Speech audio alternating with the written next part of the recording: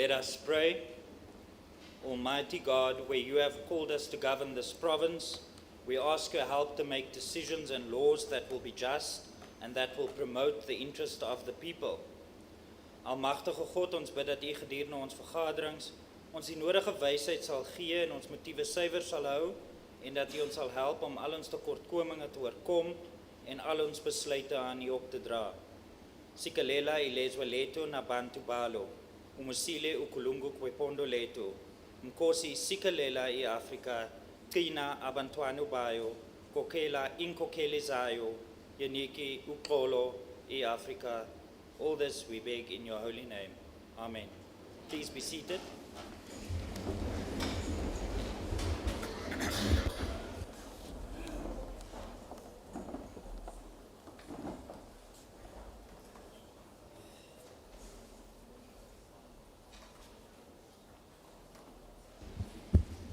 Order. I want to take this opportunity to once again welcome our esteemed guests to the sitting. Please note for this sitting, the standing rules of the House will apply, further in compliance with the powers, privileges and immunities of Parliament and Provincial Legislatures Act of 2004.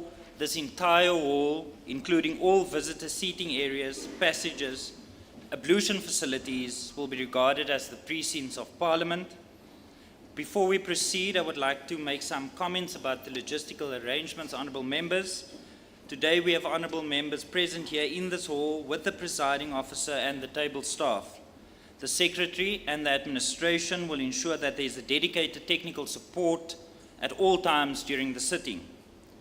Honourable members, the quorum requirements for the sitting of the House are provided for as per the Constitution and the standing rules. Unless there is an indication of unanimous concurrence, voting will be confined to members present in the House and who are entitled to cast their votes in accordance with our standing rules. Honourable members, you have all the privileges and immunities imparted by law.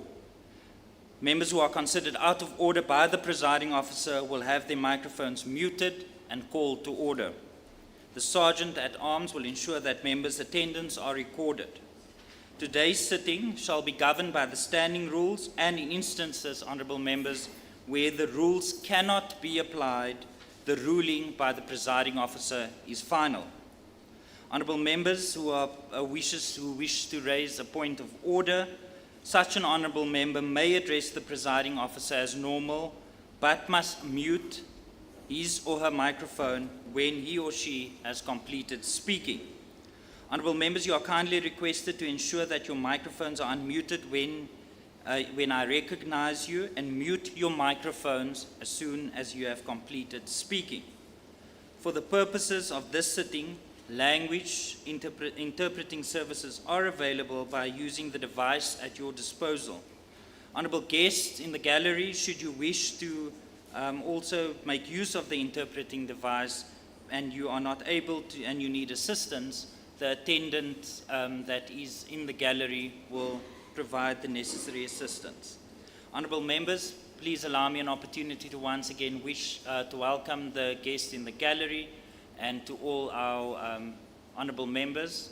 I will now recognize the secretary that will read the first order of the day. Debat oor Premier's rede. Honourable members, I have received a copy of the Premier's State of the Province address delivered in the House on Wednesday, the 26th of February 2025. The address is printed in the minutes of the proceedings and I now place it before the House for debate. Honourable members, before I recognize the first speaker, I would like you to please follow the speakers list. The administration made sure that there's an extra seat, so can I please ask that once the speaker on the podium has started speaking, that the next speaker please take up their seat so that we can have a smooth run or smooth flow during this debate. With that being said, I now recognize the Leader of the Opposition, Honourable Syed.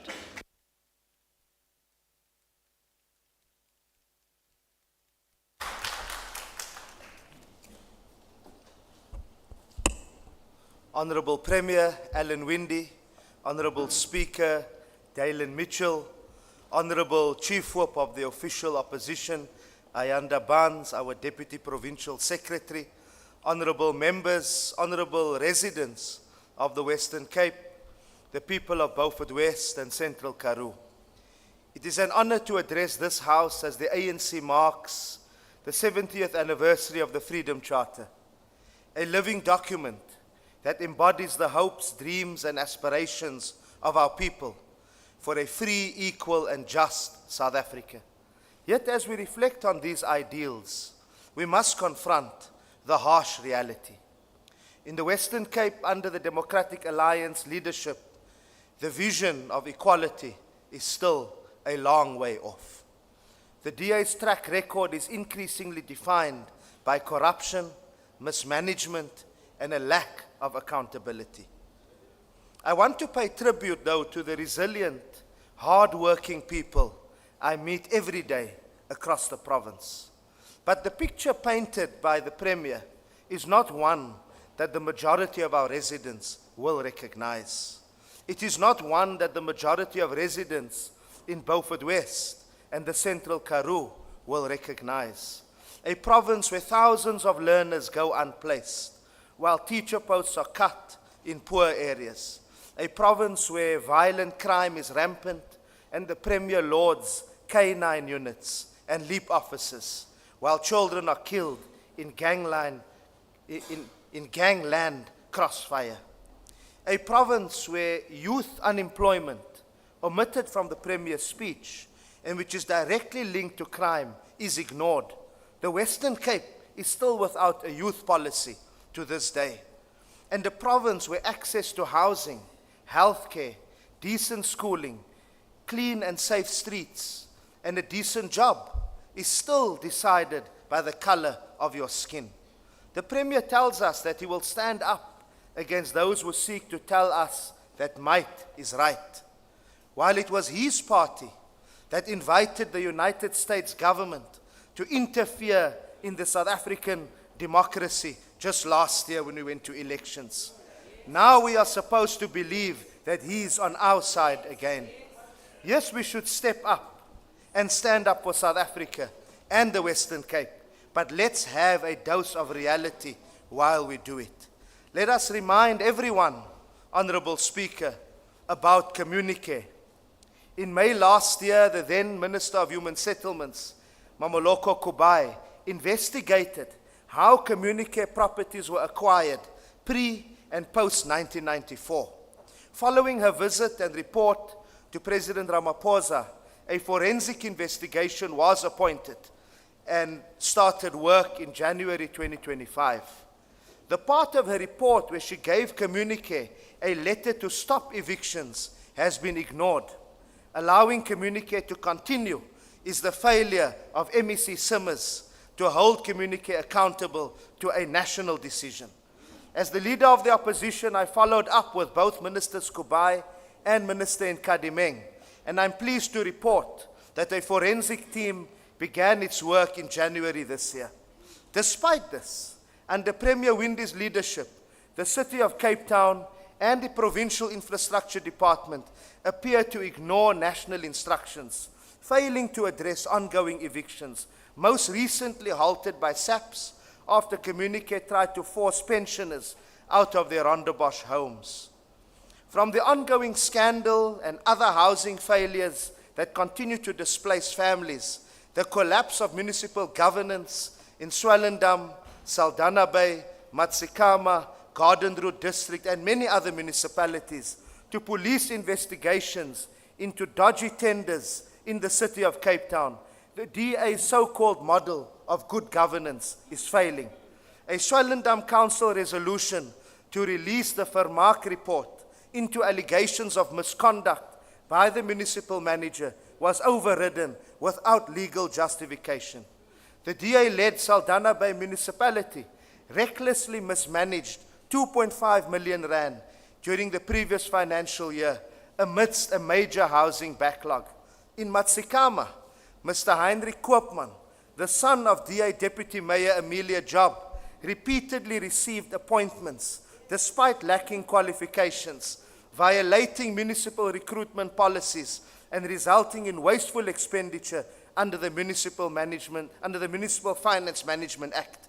The DA Garden Route municipality has an adjustment budget shortfall of 11 million rand due to alleged irregular salary payments. And what about the George building collapse?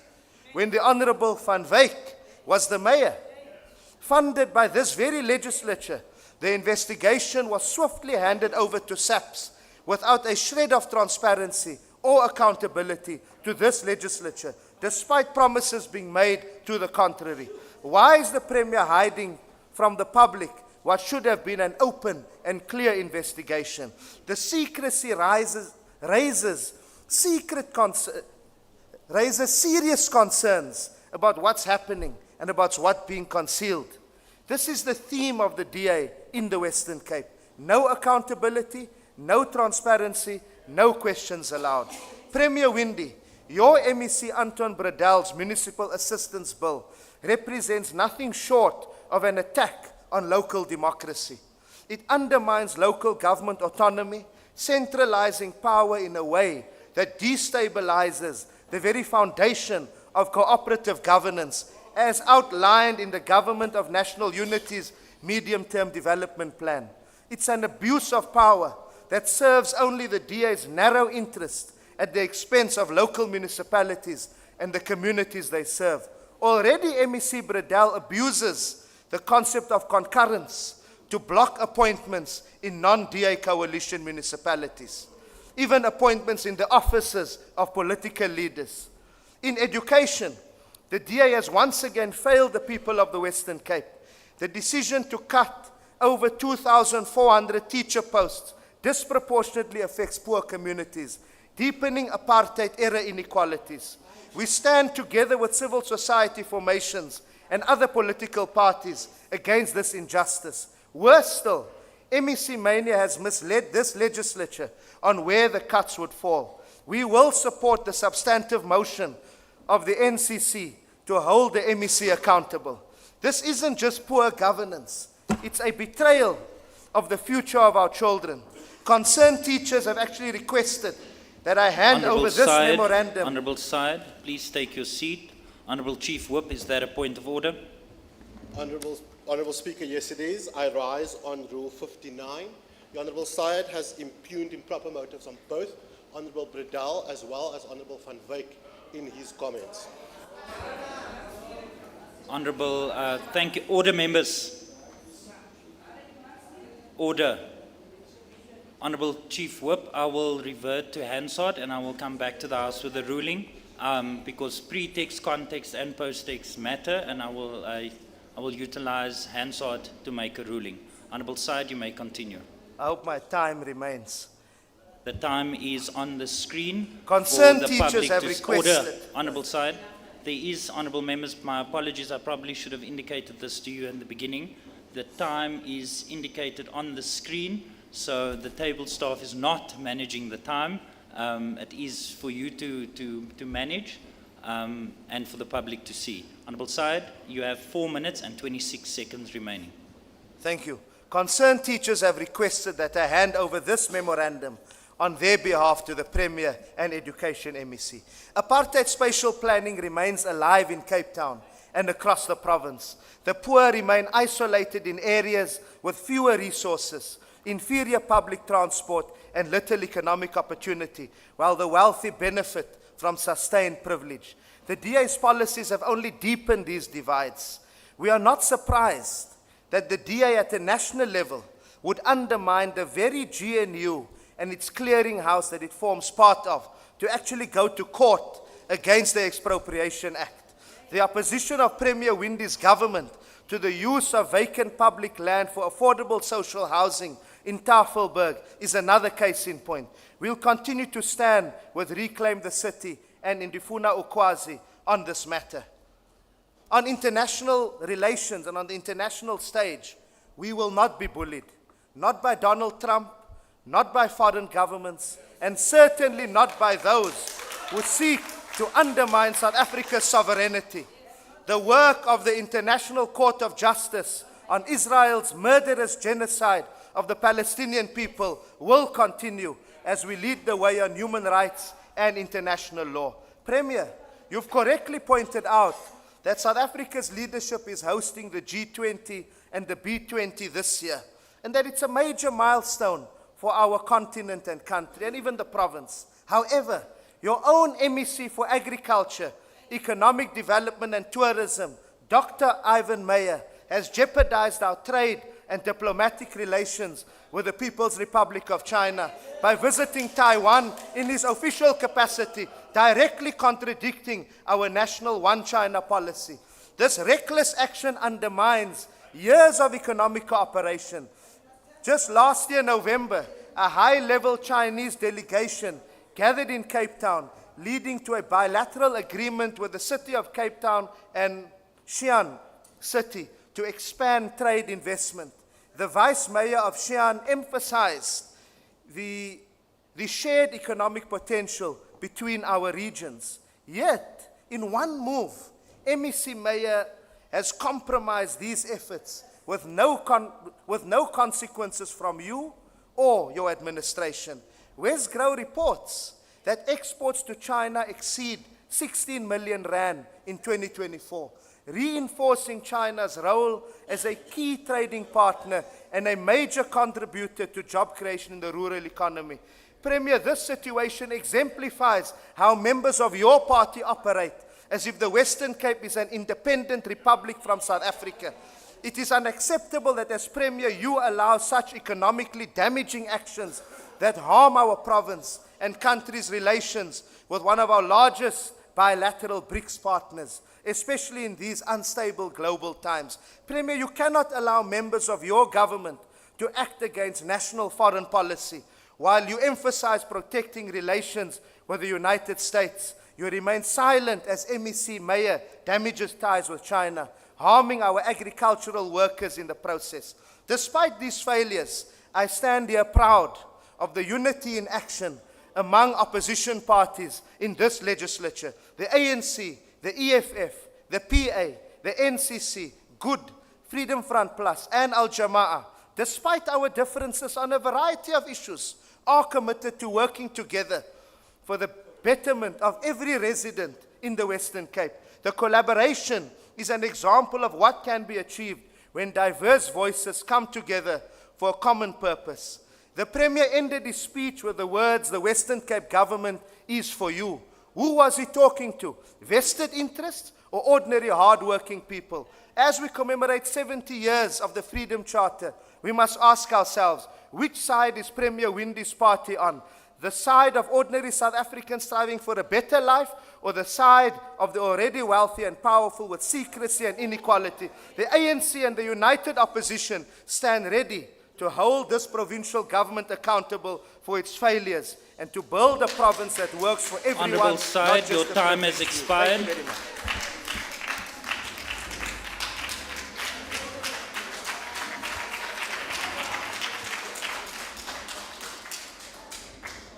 Order, members. Order. I now recognize the Honourable Van Minnen.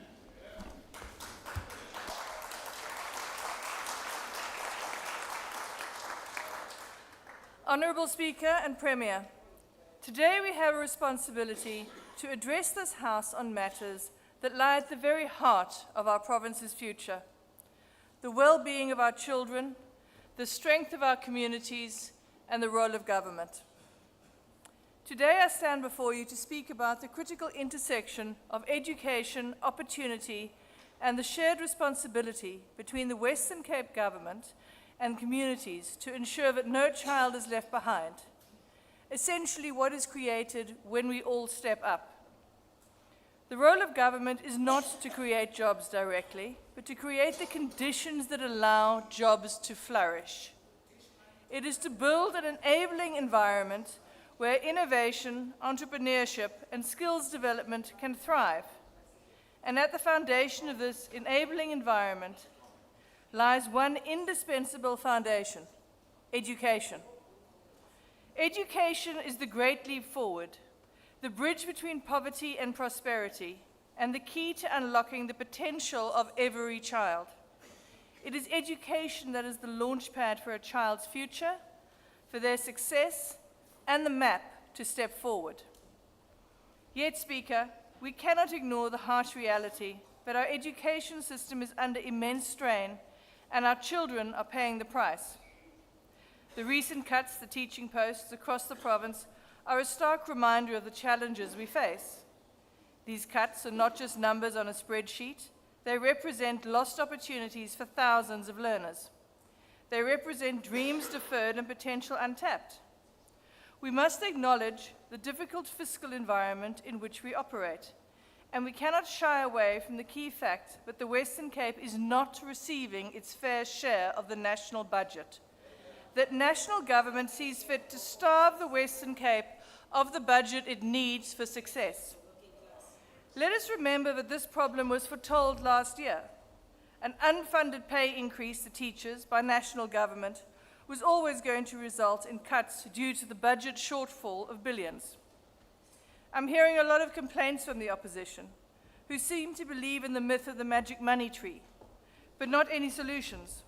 So, Speaker, through you, I would want to ask members Said and Heron if they are willing to give up their salaries to fund an extra teacher or three. But seriously, Mr. Speaker, this is not a small deficit that can be fixed. Order, members. This is not a small deficit that can be fixed by shifting a few numbers around. It is a shortfall in the billions. Where will we get the money from? Do we cut school transport, school meals, take away critical services from other departments? In this regard, I must mention Mr. Brouard, the headmaster of Merveville Primary, a small, deeply rural school. This remarkable headmaster is feeding almost half his school every day because you cannot teach a hungry child, a child who often gets no nutrition over weekends due to poverty and social problems, a teacher who is investing in growing food and teaching skills to children to build themselves a future. Can we cut that budget? Absolutely not. The money must come from national. This inequality is a matter of justice. Our children deserve better, and it is the responsibility of national to ensure that our children receive their fair share of resources. Speaker, while we hold national government accountable for these shortcomings, we must also recognize the power of communities to step up and fill the gaps. The strength of our nation lies in the resilience and the resourcefulness of our people, and they also need the help of a caring and responsible government. And in this spirit, I want to highlight what the Western Cape government has been doing to step up, and to focus in particular on the success of the e-centres. These e-centres are more than just buildings. They provide access to the gears of progress, the enabling environment for upskilling that results in job creation.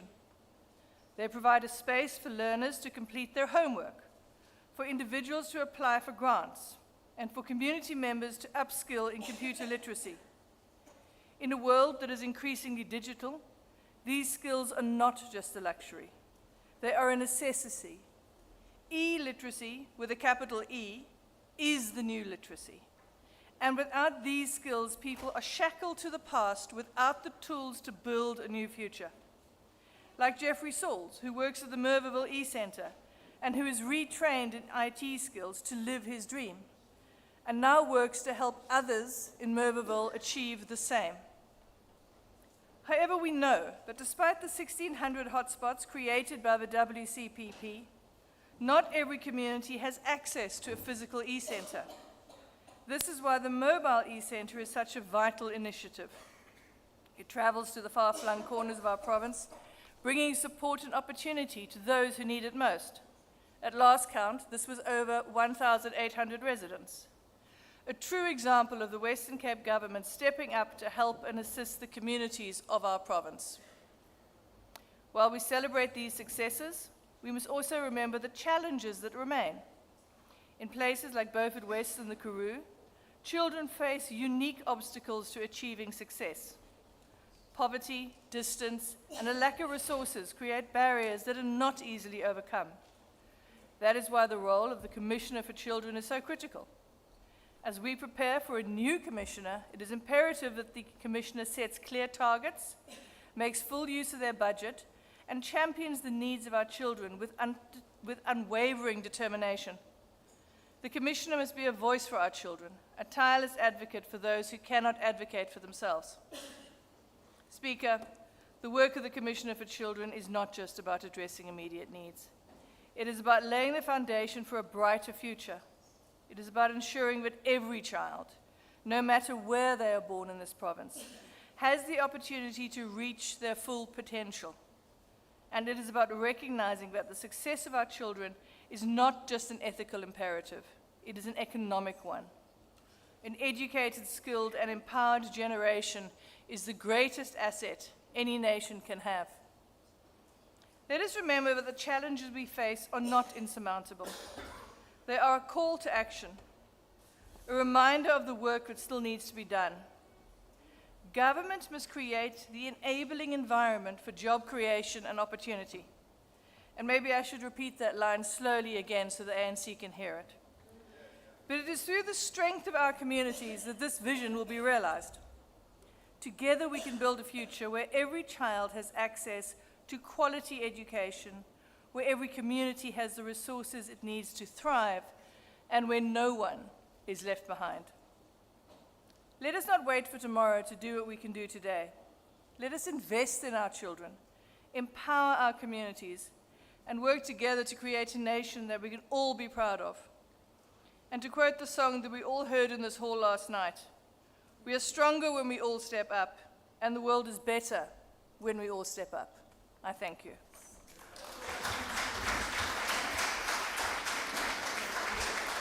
Thank you. Thank you very much, Honourable Van Minnen. Honourable Petrus, please take your seat. I will recognize you now. Honourable Petrus, please take your seat. Honourable Leader of the Opposition, Honourable Syed. Honourable Speaker, just to address you as per the rules, I just wanted to seek your guidance so that one is not deemed to have misled the House and to be irresponsible. In my speech, I misread the Westgrow China investment. It's supposed to have been 16 billion and not 16 million. I want that to be corrected. But I will also hand my speech over to Hansard. I just wanted to seek your guidance on now, just in the spirit of honesty. Thank you, Speaker. Order, members. I will, firstly, that is not a point of order. Secondly, Honourable Syed, you can submit your speech when the Hansard is being circulated. We circulate Hansard in unrevised versions, and you can make your comments directly to Hansard as it gets captured. With that being said, I recognize the Honourable Petrus.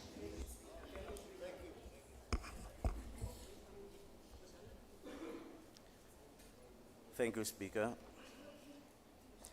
Honourable Speaker, Honourable Premier, members of the House, and people of the Western Cape, the Patriotic Alliance stands here today to address a critical issue, and that is the impact of illegal foreigners on job and business opportunities of the people of the Western Cape.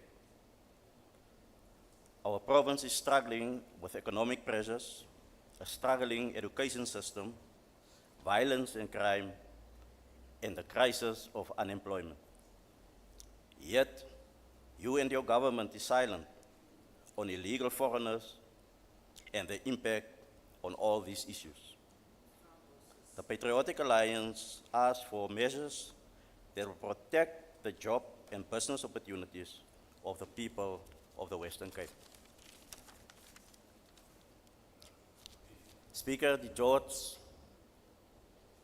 bouramp. Tijdens verlede jaar se SOPA het die premier geonderneem om oorweging te skenk aan 'n onafhanklike kommissie van ondersoek. U het die mag om dit te doen. Nogtans het u stilletjies gegaan en die verslag van die ondersoek aan die polisie oorhandig. Hierdie huis weet niks wat daarin staan nie. Ook weet ons nie, ook weet die mense van die Weskaap nie. Net u, die skrywers en die polisie. Is daar dalk iets wat ons moet weet? Is daar dalk iets wat ons nie moet weet nie? As hier dalk 'n burgemeester, voormalige burgemeester, in die huis, wat ons nader kan bring aan die waarheid. Nee, ek was nie. The Patriotic Alliance demand that you release the report of your investigation with immediate effect, and that this House debate it. Step up, Mr. Premier, and release. Order, Step up. order, I need your protection, Speaker. order. Order, members. Step up and release the report. We also ask that you allocate more resources to health, social development, safety and security, education, small business development, rural development, sport development, job creation, and municipalities. U verwys gereeld na ander munisipaliteite en hoe dit daar gaan. Kom ons gaan kyk 'n bietjie hoe dit in die vlaggenskap munisipaliteit, die sogenaamde vlaggenskap munisipaliteit in George gaan. Wat al sedert verlede jaar sukkel om 'n proses af te handel vir die aanstelling van 'n munisipale bestuurder. Maar u verwys gereeld na ander munisipaliteite. U eie munisipaliteite sit met probleme wat nadelig is vir die inwoners van George en ander streke in die Weskaap. En ek vra vandag namens die Patriotic Alliance dat u gaan kyk dat die probleme wat daar tans aan die gang is in die George munisipaliteit. Ons vra ook dat alle munisipaliteite wat hulp nodig het, die nodige hulp moet kry. Premier, the center can't hold if you don't trust us. We are committed to help build a better society for the people of Mitchell's Plain, Elsie's River, Langa, Bongoletu, George, and the whole of the Western Cape. Thank you. Thank you very much, Honourable Petrus. I now recognize the Honourable Johnson.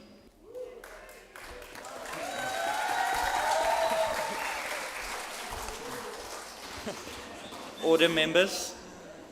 Order. Honourable Johnson, before you proceed, I would like to remind the guests in the gallery that you are more than welcome in the sitting today, but I would like to remind you in terms of our standing rules that you may not participate in the proceedings of the House, and I'm sure that you are very excited to see Honourable Johnson on the podium, but I just want to remind you to please just restrain, and Honourable Johnson, you will have my protection.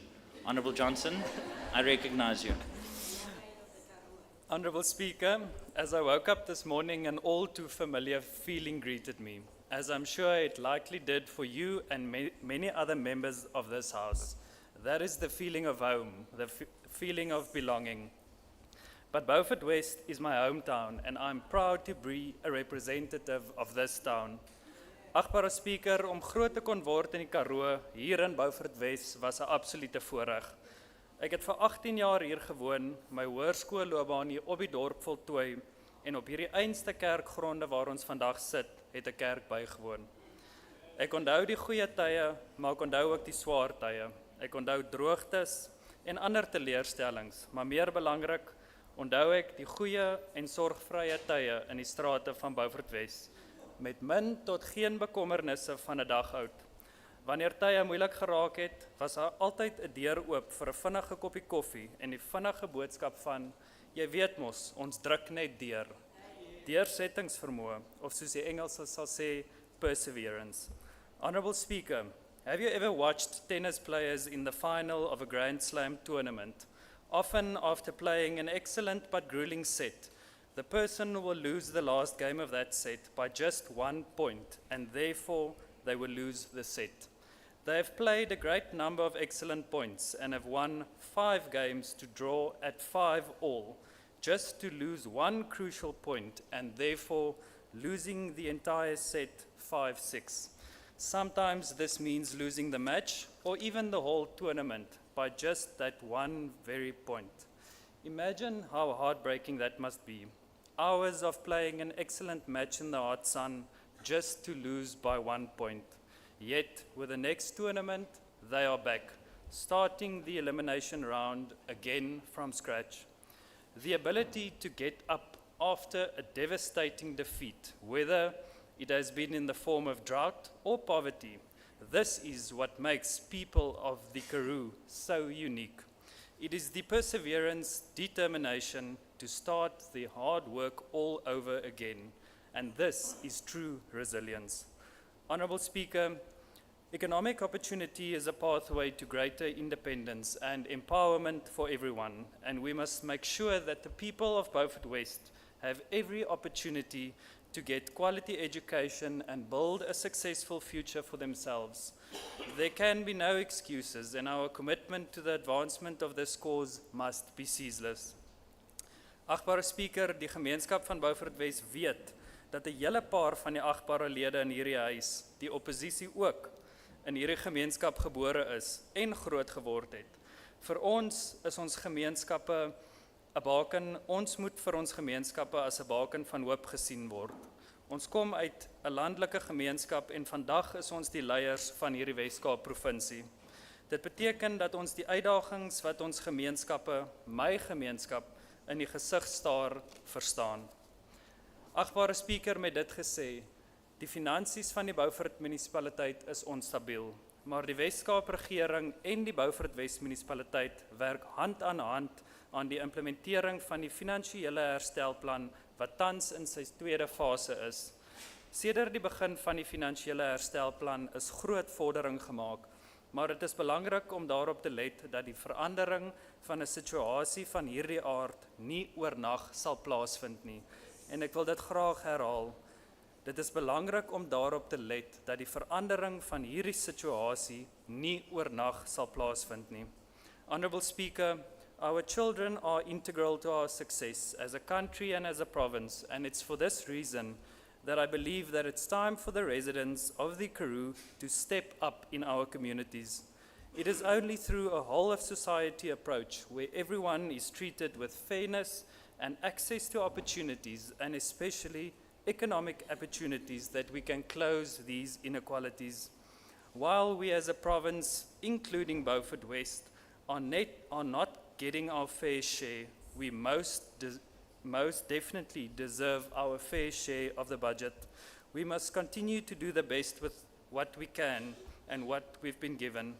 Like the seasoned tennis player who plays each shot with precision and purpose, we have to prioritize efficiency, innovation, and accountability to achieve the outcome that other provinces aspire to replicate.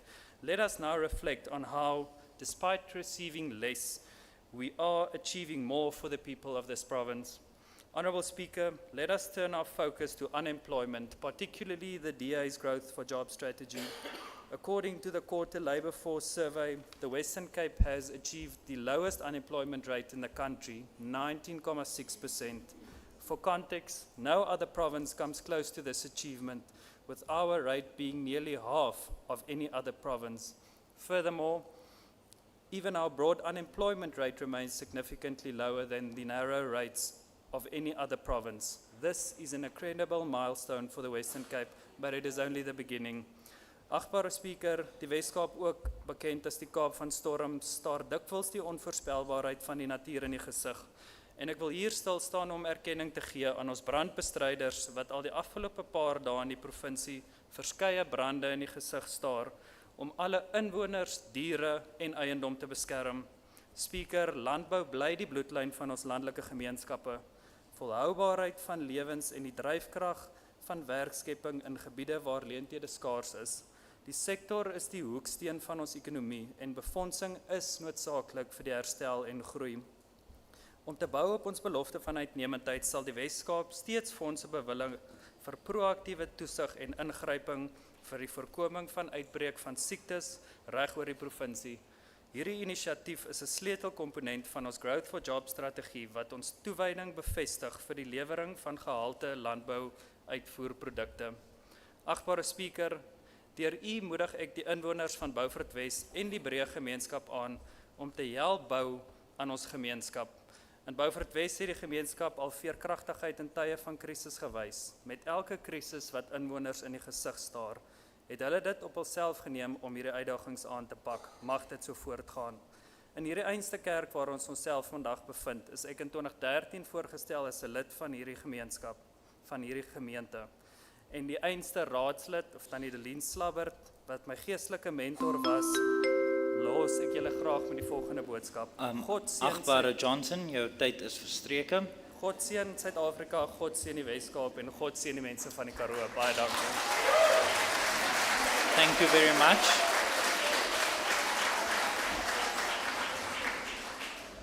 Order. I now recognize the Honourable Kasim. Thank you, Speaker.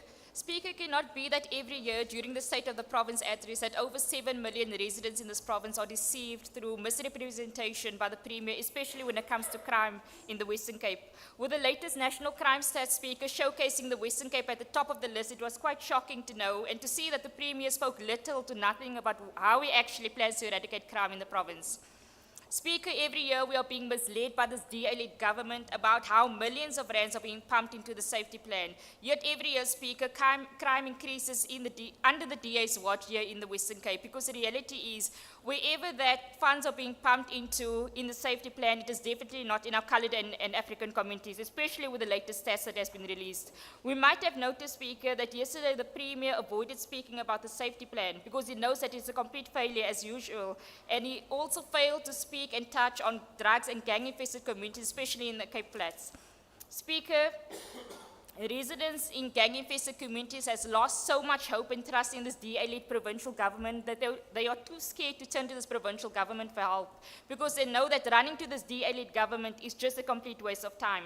Speaker, residents across the province has lost so much hope and trust in this DA-led government that they are now running to organizations like PAGAT and other crime prevention organizations to shut drug dens in our communities and to hand over drug laws to SAPS, because they know that these groups gets the work done much faster and don't play when it comes to the lives of our coloured and African children. Speaker, it can never be that the lack of funds and resources is an excuse by this DA government as to why drug dens are not being shut by our province.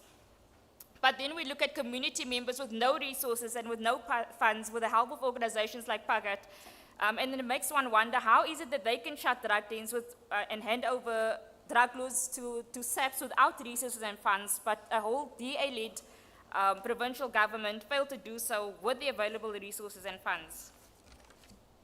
Speaker, it is clear as to what this DA-led government wants for our children. They want our African and coloured children to remain hostage to drug and gang-infested communities, just as they want our children to remain without an education when they place our kids in schools which are far from their homes. Because to this DA, a black child should never progress as it threatens the lives of the white and the wealthy. With the latest crime stats, Speaker, released across the country, it is extremely concerning as the Western Cape remains the leader in serious crimes, especially with Cape Town being on the top of the list. This proves that the DA's safety plan is ineffective, Speaker, and the people continue to suffer as a result. So, Speaker, can the Premier please tell us how and where exactly is the safety plan working in our coloured and African communities? The Premier spoke very nicely about how Stellenbosch is the biggest economic investment to this province. However, Speaker, as we battle to understand why this province is failing us when it comes to eradicating crime in black communities, it is very clear now as to why Cape Town and Stellenbosch has the highest population to police ratio among smaller municipalities. And it's not because it has a bigger population, but due to its economic significance and due to the wealthy living on that side. This is concerning, Speaker, because what they are telling us is that better police resources are allocated and deployed in Stellenbosch due to the fact that it's a wealthy area with some of the most notable billionaires in the country, and therefore their security and their safety, Speaker, is more important than those across the province, especially our poor and those sitting before our Speaker. Speaker, the resources of this country must be prioritized to the poor and the vulnerable who live in constant fear on a daily basis and who cannot afford high walls with electric fences and 24/7 armed response security as compared to those in Stellenbosch.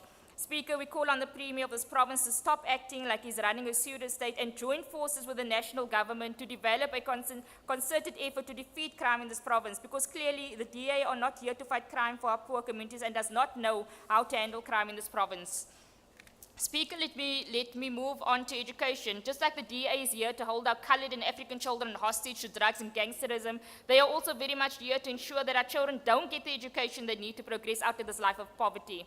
The hatred towards African and colored children are so deep here in the Western Cape that they send our kids to schools in other regions, which is an hour to 2 away from where they currently live, because they know that if parents can't afford to buy a slice of bread or buy the kids' school uniform, then how will they afford to travel to another region on a daily basis to get their children to school? And they must not tell us that there is available transport for kids placed in schools across the province, especially those who are placed in far schools, because they even messed up with the transport.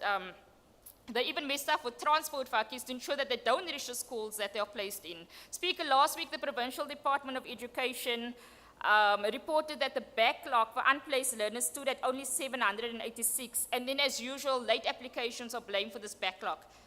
When it was time to account in the Education Committee, Speaker, the department only held one physical meeting to address the matter, and this was with the presence of police at the legislature.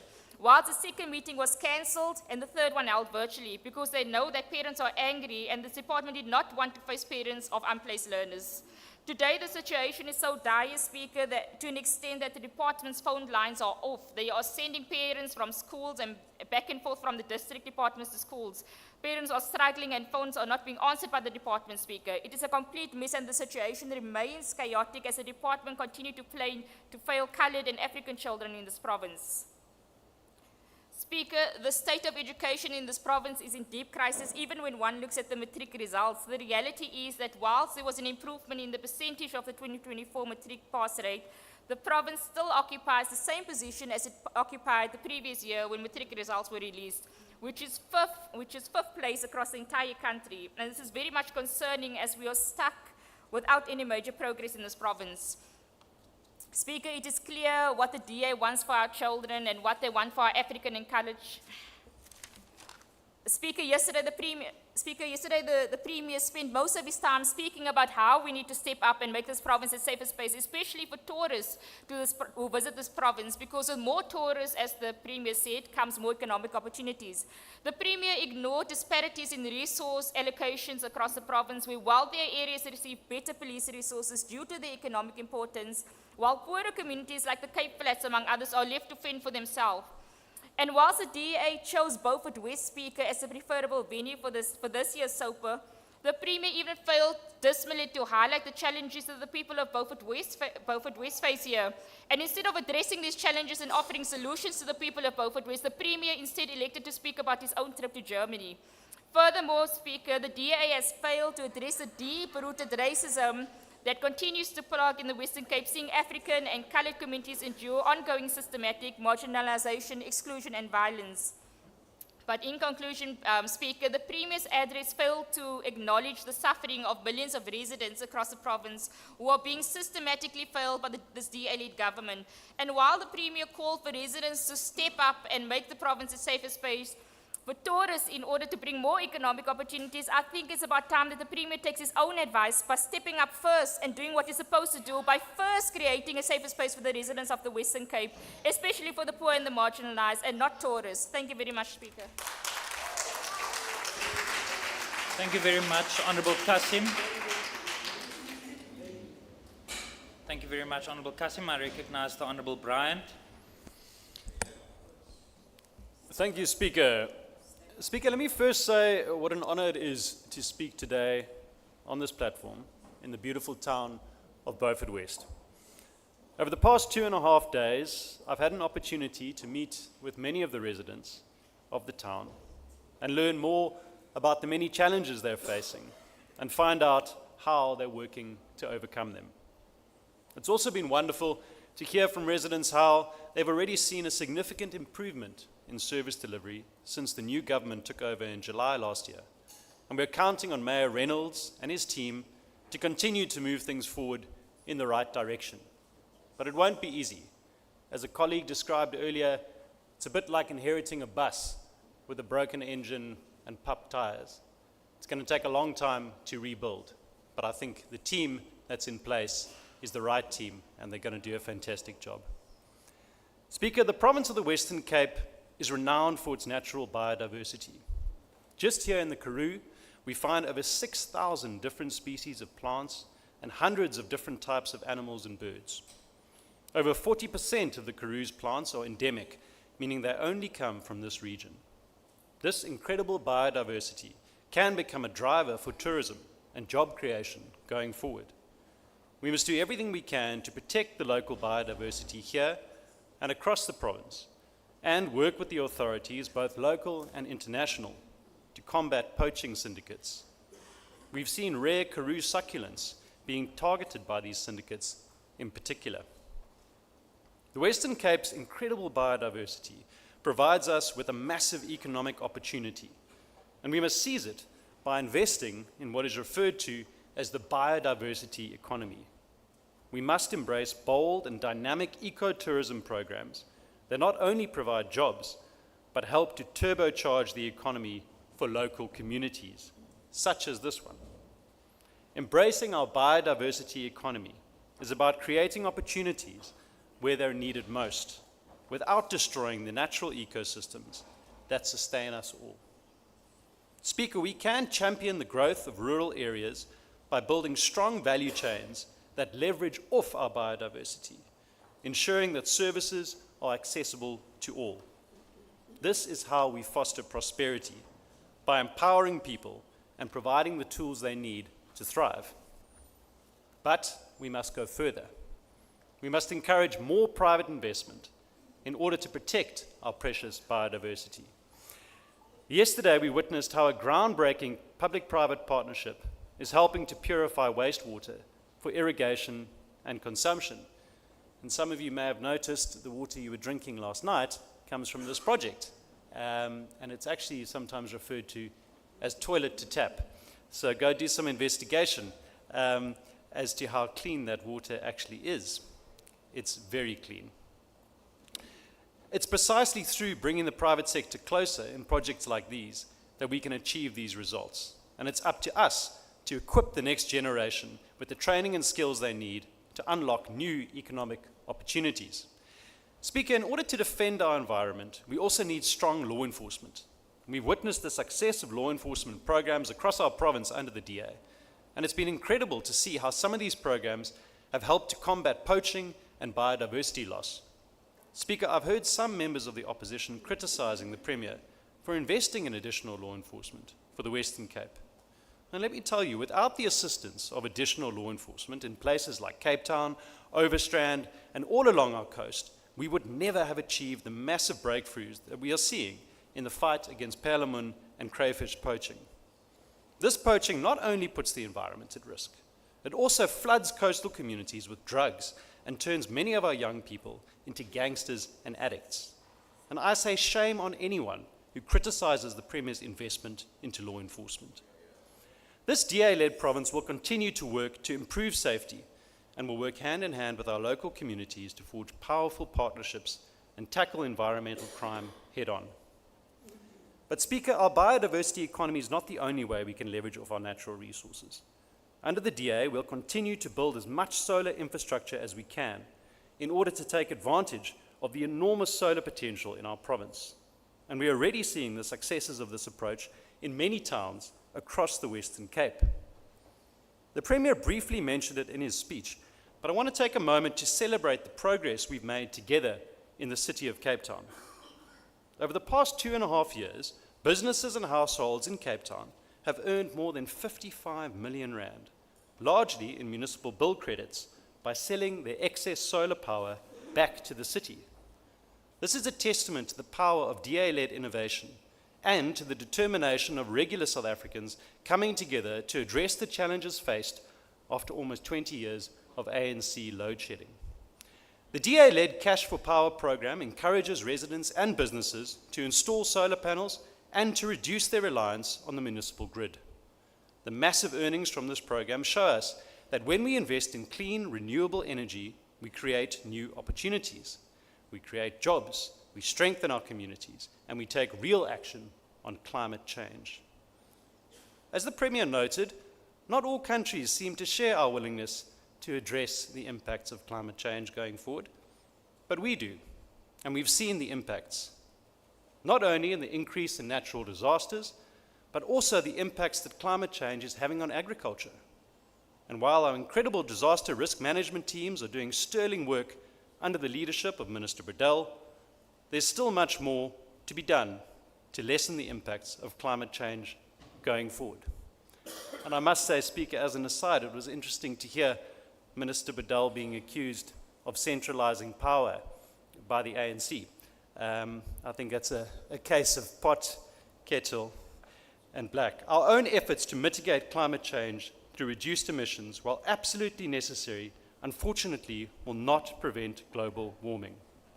What we must focus on concurrently and with great urgency is adapting to the changing climate. This means changing the way we build, the way we farm, and our relationship with our water resources. Having attended a number of COP conferences myself, I can attest to the fact that talk is cheap. It's only through action by forward-thinking governments that we can lessen the impact of climate change now and into the future. Speaker, as we move into a new and unpredictable time in global politics, it's essential that we in the Western Cape focus on working together to solve our own domestic challenges. At the forefront of this must be a commitment to protecting our natural environment. Because, as the saying goes, there is no planet B. This government, under a DA-led administration, has the opportunity to lead the way. And I'm confident that with the cooperation and the assistance of our partners in the national GNU, we can do much, much more. Thank you.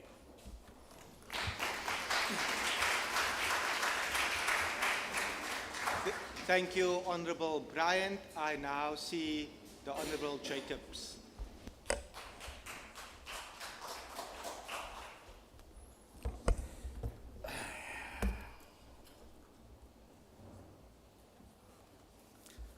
Thank you, Speaker.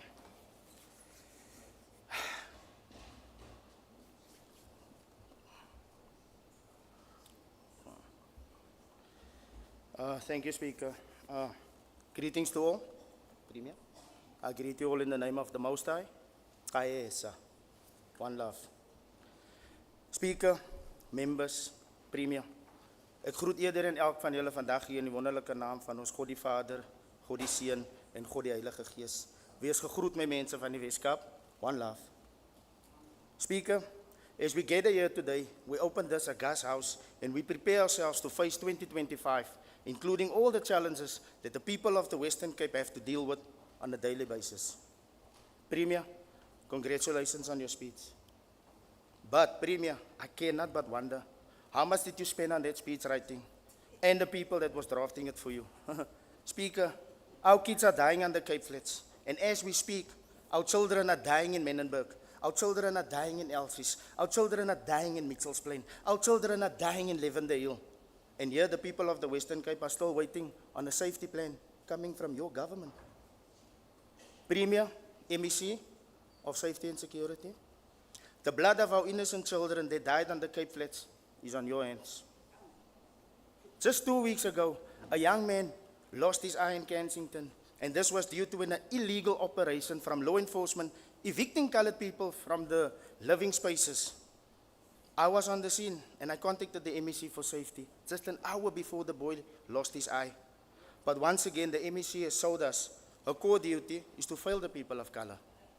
Mr. Premier, this can only be a result of white cadre deployment. I want the people of Western Cape to know that when it comes to colored lives matter, to the Democratic Alliance, it means nothing. Here's my truth. When a couple of Zamas died in an illegal mining operation, the Democratic Alliance came out full swing. We will launch an investigation to see how and why these Zamas died. But julle moet julle skaam. Ons verloor 3000 kinders elke jaar op die Kaapse vlakte. En nog een keer het die DA investigation gelons om te sien, hoekom is daar so baie moorde op die Cape Flats? I hope the colored people are taking note and punishes you hard when it comes to the next elections. Yes, Speaker, how long shall they kill our prophets while we stand aside and look? And some say it's just a part of it, but we say enough is enough. Now, Premier, we have the Land Expropriation Amended Bill that allows you to return the stolen land that was taken from the Aboriginal, from the Indigenous, and from the colored people. Will you now address the issue of the stolen land? Will you now return the colored people from where they were forcefully removed? Will you now take this opportunity to correct the injustices of the past? Or will you simply continue with the colonizers' plan, running to court with the very same decision made by your loving GNU? Premier, your fabricated stats that says the Western Cape has the lowest unemployment rate, that's quite misleading. Because most of the colored areas across the province, the unemployment rate is at 70 to 80%. For who did you create the 62,000 jobs? Premier, we note your comments on education, but it cannot be correct that 2,407 teachers are relieved from their post and the Premier is silent about it. We do understand that you don't care about us, because you're not like us. Your kids go to private schools, but our kids must go to schools in gang-infested areas, and the Premier is silent about it, because you're not like us. Our mothers and fathers, up until today as we speak, are knocking on doors to get their kids accepted at schools, and the Premier is silent about it. Because you're not like us, and you're not like us, and you're not like us. Shame on you, Premier. This province has a housing crisis. The housing... On a point of order, Honourable Deputy Speaker. Honourable Jacobs, please take your seat. Honourable Chief Whip. Deputy Speaker, the member is continuously addressing members of the House directly and not through you. Please ask him to address the chair and not members directly. We know they're starved for content, but we'd ask that they please follow the rules. Honourable Chief Whip of the Opposition. On a point of order, Deputy Speaker, the Chief Whip has not been recognized. He stands up and he speaks and he tells you to recognize him. That cannot be, but that's anti-parliamentary, it's wrong. You cannot just because you're a Chief Whip. Thank you so much. We will do it too. Thank you so much, Chief Whip. I have indeed seen him. Honourable Jacobs, I am aware of the time that's allocated to you. Hence, I didn't want to disturb you, but please speak via the chair. You may proceed. Yes, Mr. Chair. I think we need to step up or step out. Right.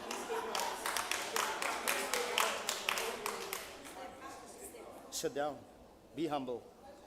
This province is in a housing crisis. The housing waiting list is over 360,000. And the new houses that was built in this province was built for who? Surely it becomes clear that the Western Cape is a home for all, except for the owners of the Western Cape. And today we still await the Minister of Infrastructure to investigate communications 2019. Speaker, now we have just learned that nearly R1 billion was returned by the Department of Infrastructure. This could have been used to build houses for colored people that was found here in the Western Cape. But again, I cannot help to think that the Patriotic Alliance, when it comes to them, colored lives does not matter. However, Premier, Speaker, MECs, let me remind you, the hands of God is directing the NCC to lead its people to freedom. And this is a cause for which I am prepared to die for. Amase. Thank you, Honourable Jacobs. I now see the Honourable Kaiser Philander.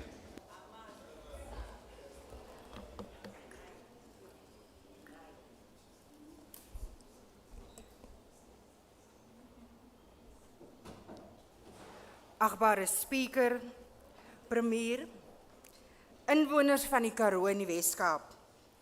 Daar's 'n koortjie wat lui. Move on up a little higher.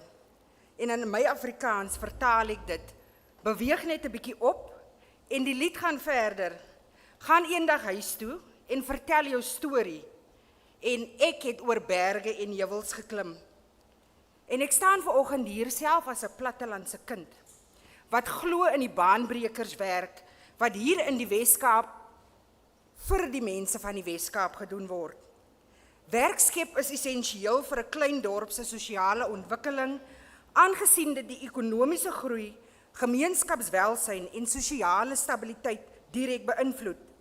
Dit bied inwoners finansiële onafhanklikheid, wat armoede en ongelykheid verminder. Werkskep bevorder 'n gevoel van doel, verhoog sosiale mobiliteit en versterk gemeenskapsbande. Vir gemeenskappe om hulle sosio-ekonomiese en sosiale omstandighede te verbeter, moet daar samewerking wees tussen die gemeenskap, regering en die privaat sektor. Die DA-beheerde Wes-Kaapse provinsiale regering se beleid en programme is gesentreerd op mensegerigte ontwikkeling. Agbare Speaker, die ervaringsleerprogram het al meer as 12.000 jong mense gehelp om vaardighede in verskeie velde te ontwikkel, van ambagsbedrywe, kleding en tekstiele tot besigheidsprosesseringsoriëntering en gasvryheid. In 2024 het 417 matrikulante hul eerste werkervaring opgedoen deur die eerste werkervaring PY-program en in 2025 het 465 interns klaar geregistreer. 40.000 kinders is ondersteun om 'n liefde vir lees te ontwikkel, dankse die diabonees wat biblioteekgeletterdheidsure verhoog het. Asook 6.000 versorgers is bemagtig om kinders te help met geletterdheid en lewensvaardighede. Die gemeenskapskundsentrum netwerk het van 12 na 52 sentrums gegroei, wat veilige ruimtes bied vir jeug om hulself uit te druk en maatskaplike kwessies aan te pak. Agbare Speaker, ons mag nie die belangrikheid onderskat van multigenerasionele huishoudings en om ouer persone en jonger geslagte beter met mekaar te verbind en toeganklike ontspannings- en kulturele programme wat 'n betekenisvolle en waardige lewe ondersteun. Speaker en Premier, deur u, vandag moet ek moet hier gaan. Terwyl ek praat van kwesbaarheid, is ek seker bewus elkeen van u wat luister, is self geraak of bewus van iemand wat geraak word deur die SASSA omskakelingskrisis. Ja, Speaker, ek noem dit 'n krisis. In my inleiding het ek gepraat van gaan eendag huis toe en vertel jou storie. En ongelukkig kan te veel mense 'n storie vertel van die mislukking van die Nasionale Departement van Maatskaplike Ontwikkeling.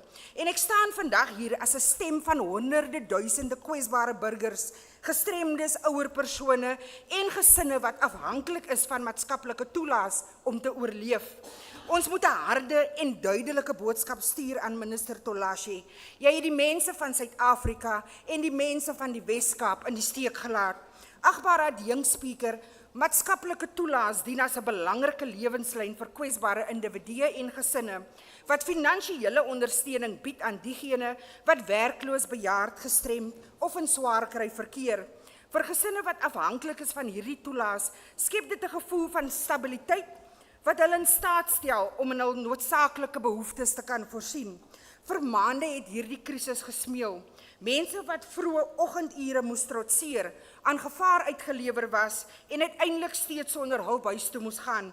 Ons sien 'n nasionale departement wat wegkyk en nou na maande van stilswye, nou ewe skielik wil minister Tolashe die Wes-Kaap kom besoek en probeer om Pausbanks die sondebok te maak. Ons sien jou minister Tolashe. Ons eis dat die ANC minister skuld die nasie 'n verskoning vir die oneffektiewe hantering van die omskakelingsproses. U skuld ons mense 'n belofte om dinge reg te stel by SASSA en as u dit nie kan doen nie, bewys die nasie 'n diens en bedank. Agbare Speaker, die DA in die Wes-Kaap het opgestaan, we stepped up. Inwoners van hierdie provinsie kan nie wag vir 'n minister wat nog moet ontwaak nie.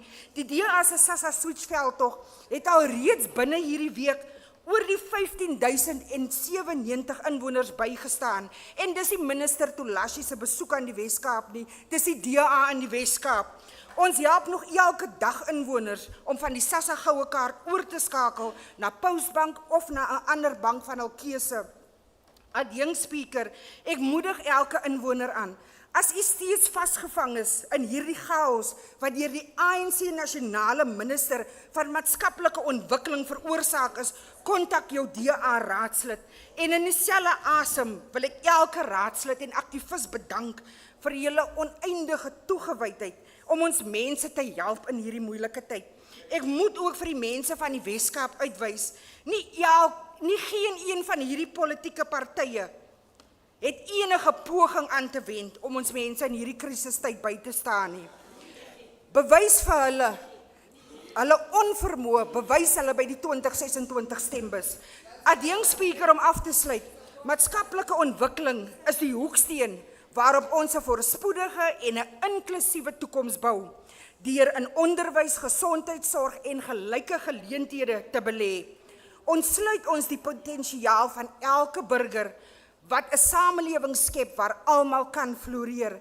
Adjunk Speaker, kom ons kom saam, kom ons werk hand aan hand en ons bou 'n toekoms wat die waardes van geregtigheid, lid Windvogel, geregtigheid, geleenthede en gedeelde sukses vir ons toekomstige geslagte kan weerspieël. Ek dank u, Adjunk Speaker.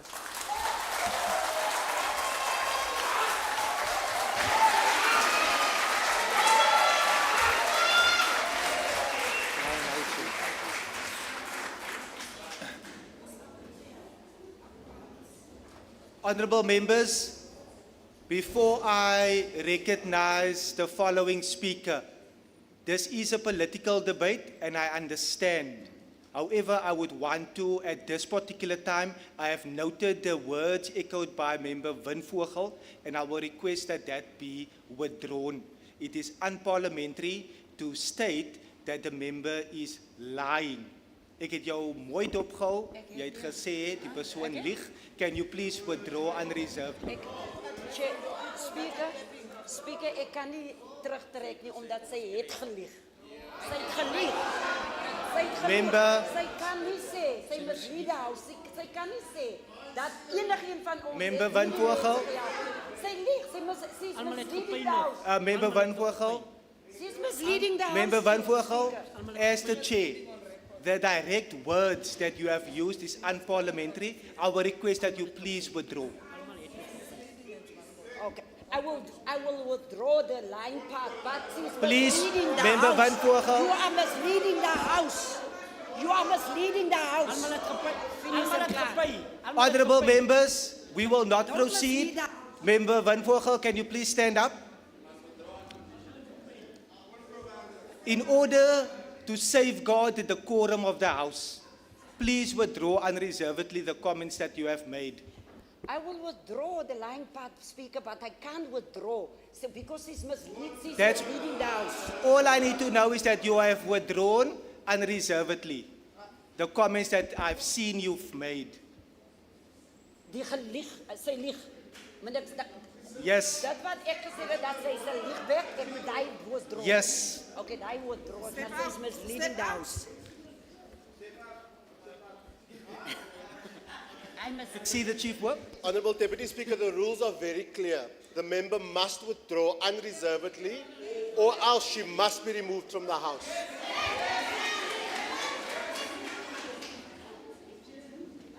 Members, we are currently in a community.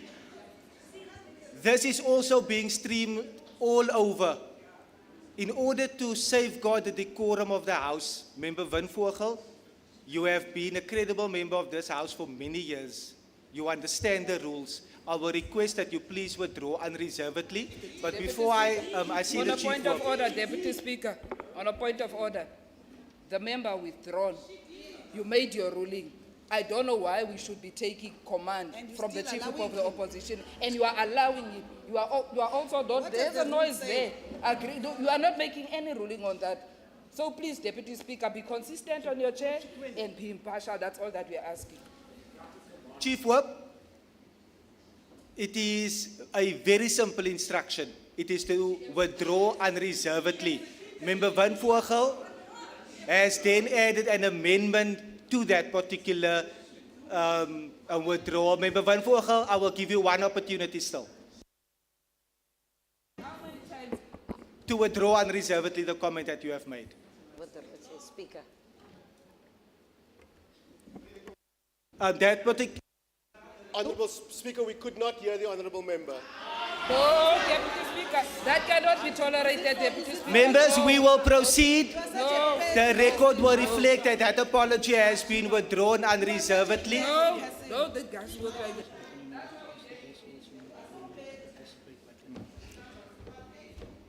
It will be reflected it has been withdrawn unreservedly. A special plea once again to those in the gallery to not partake in the proceedings. A member, you may now proceed. Member Marais.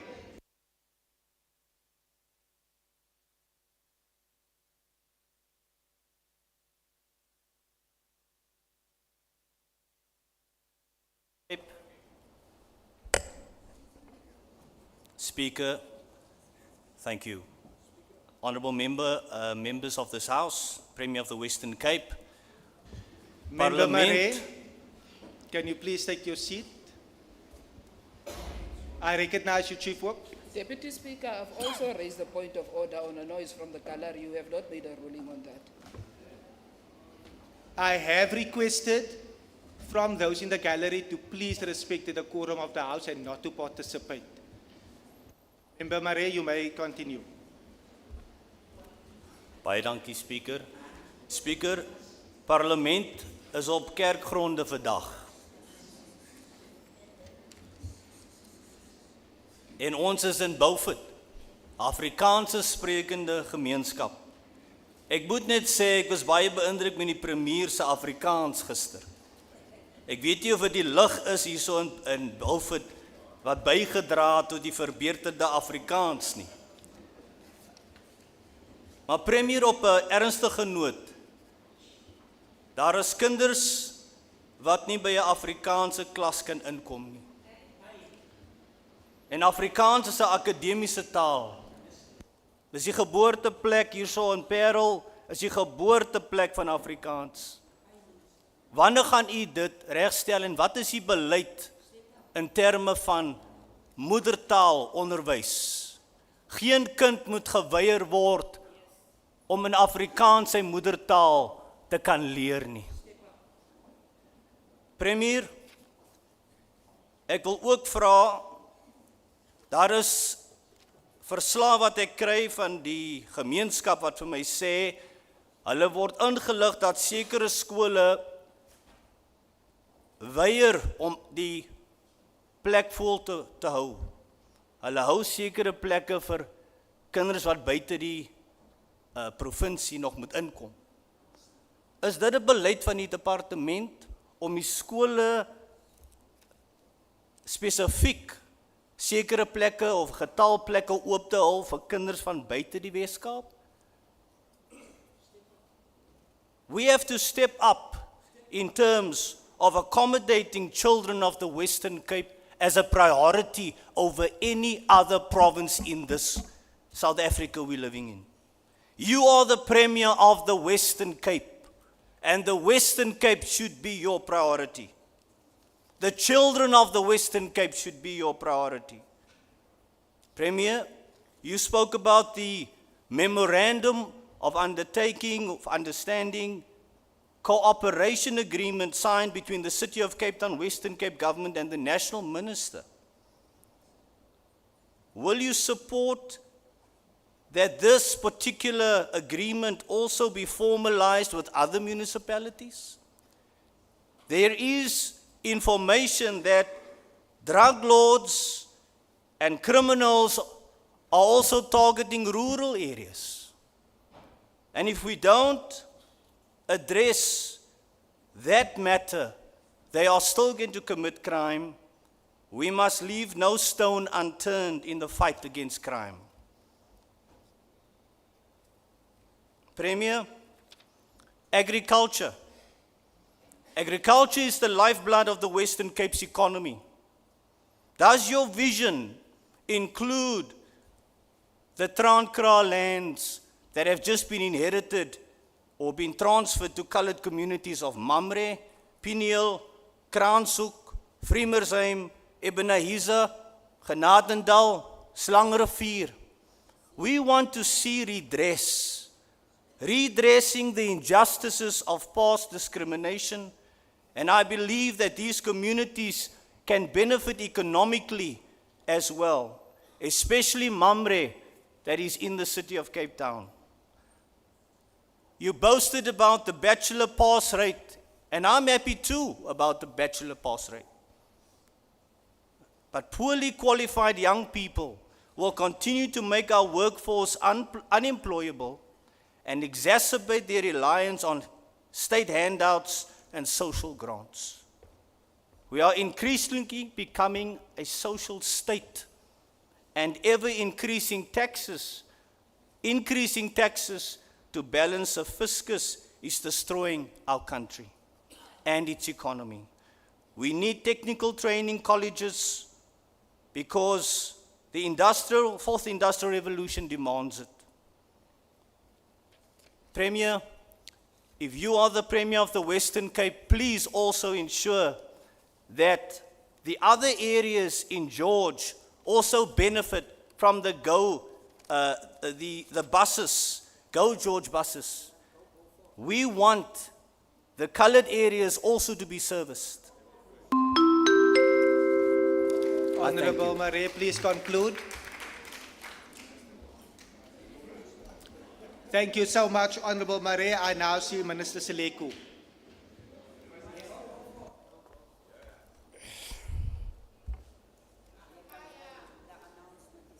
Achtbare adjunct speaker, achtbare premier, achtbare kabinetcollega's, achtbare leden, geachte gasten, dames en heren, vooral die inwoners van Provincial. Somlomo mandithathela ithuba ndamkele wonke umuntu olapha ekhaya eBobofolo. We call it Sweet Bova. Last night the Premier tabled his State of the Province address, highlighting the successes of the Western Cape government, while also making a clarion call to all of us, cabinet members, honorable members, business and society, to step up.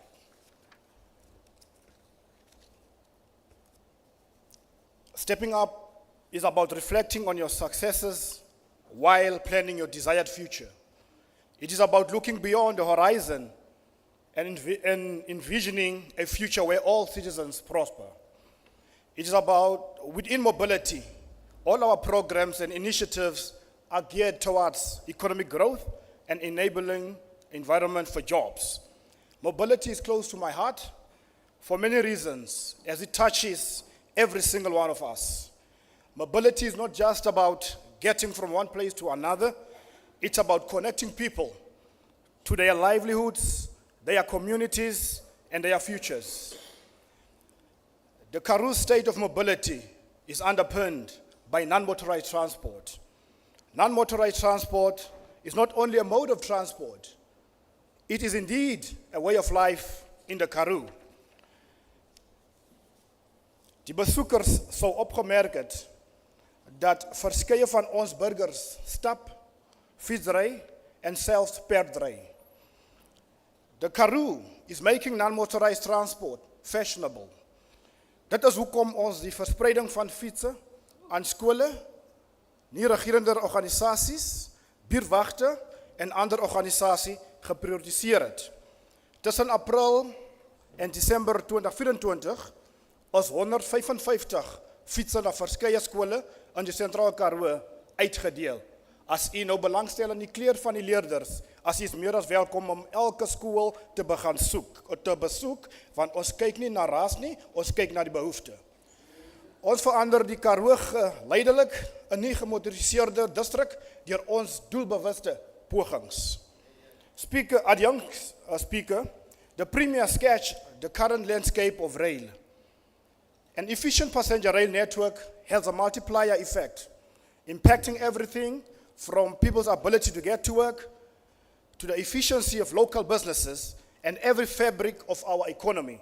I am therefore encouraged by Minister Chrissy's outlook and vision, making passenger rail the backbone of public transport.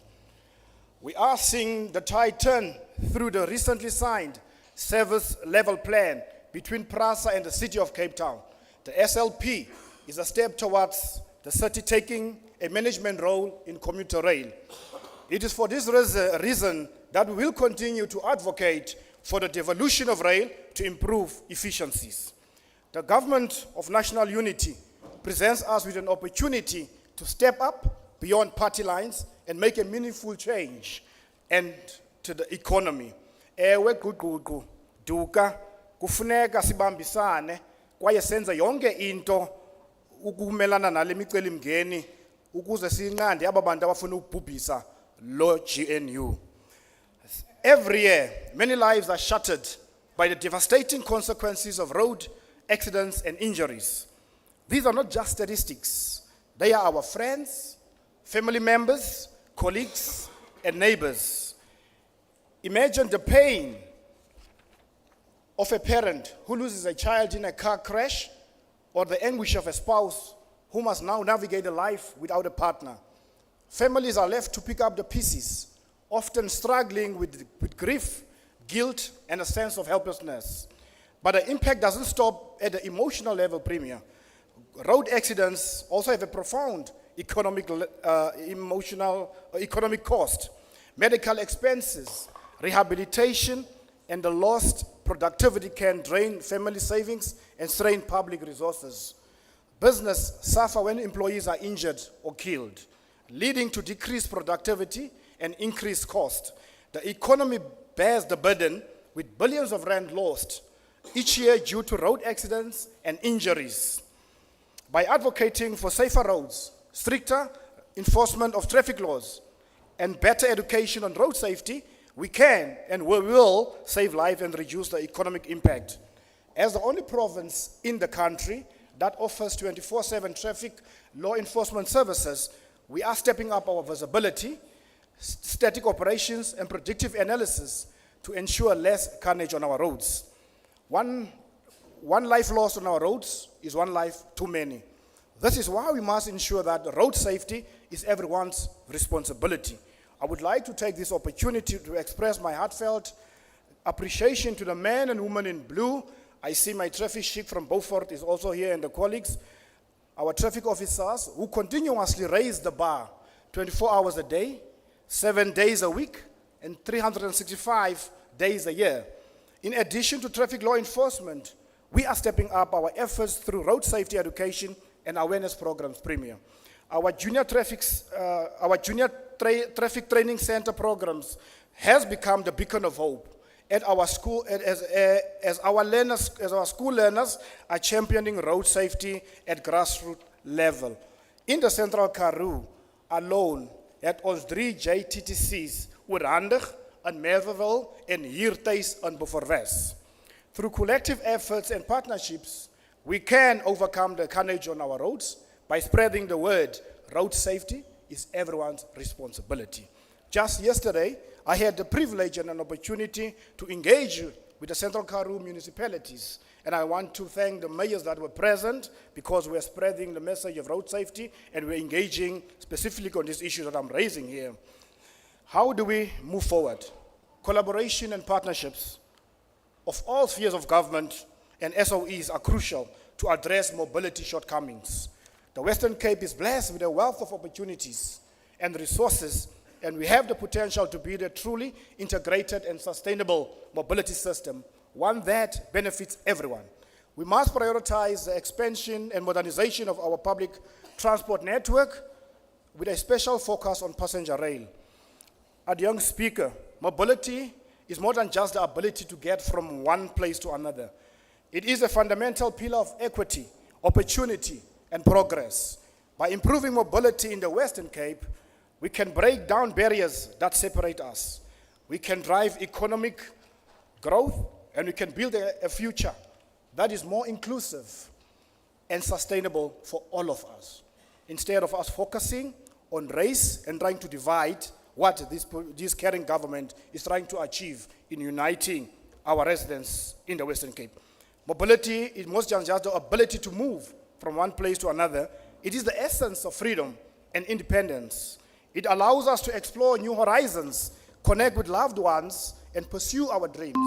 Let us build a province where everyone, regardless of where they live, has access to equality Please conclude, opportunities Minister. and to succeed. Let's step up. Baie dankie, enkosi. Thank you so much. I now see the Honorable Nkondlo.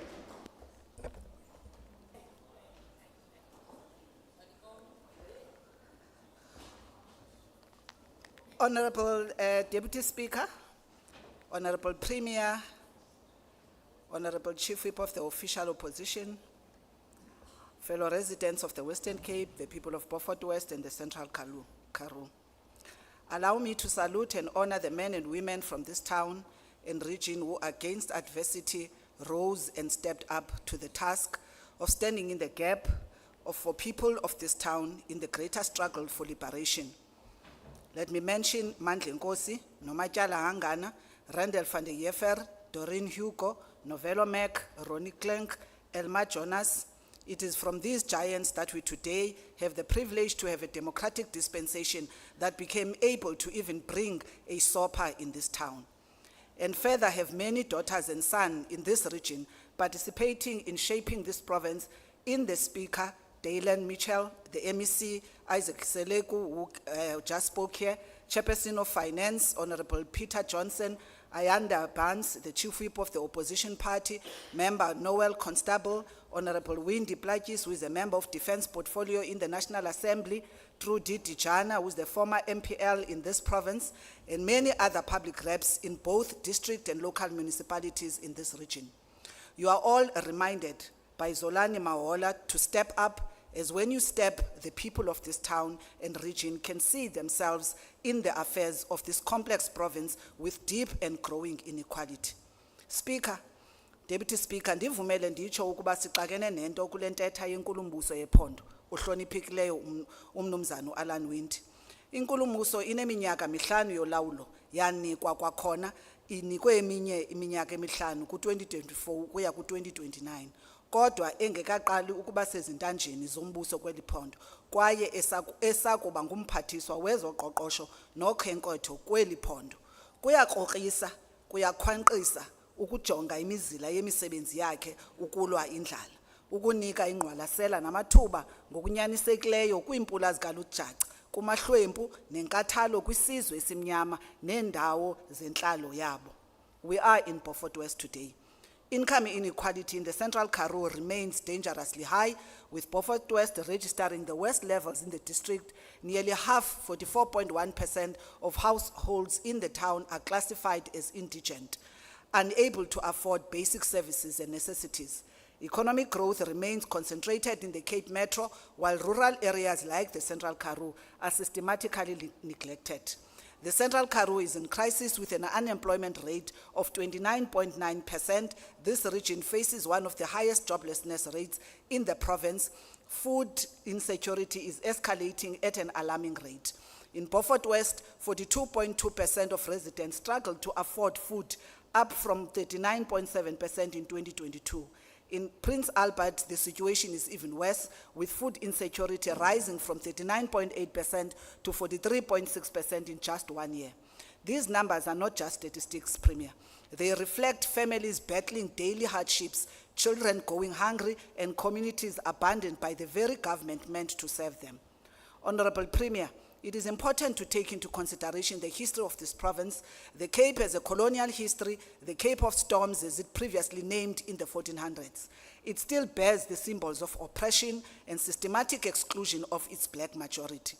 The stark reality of the Cape of Storms are found in the levels of inequality measured by the Gini coefficient remaining at a very high 0.614 over the past 5 years. This province is becoming extremely expensive for its citizens, but more affordable to affluent societies in the world. If undisrupted, this trajectory remains true to the colonial conquest and project of keeping the indigenous people poor and servants to Europeans in their own motherland.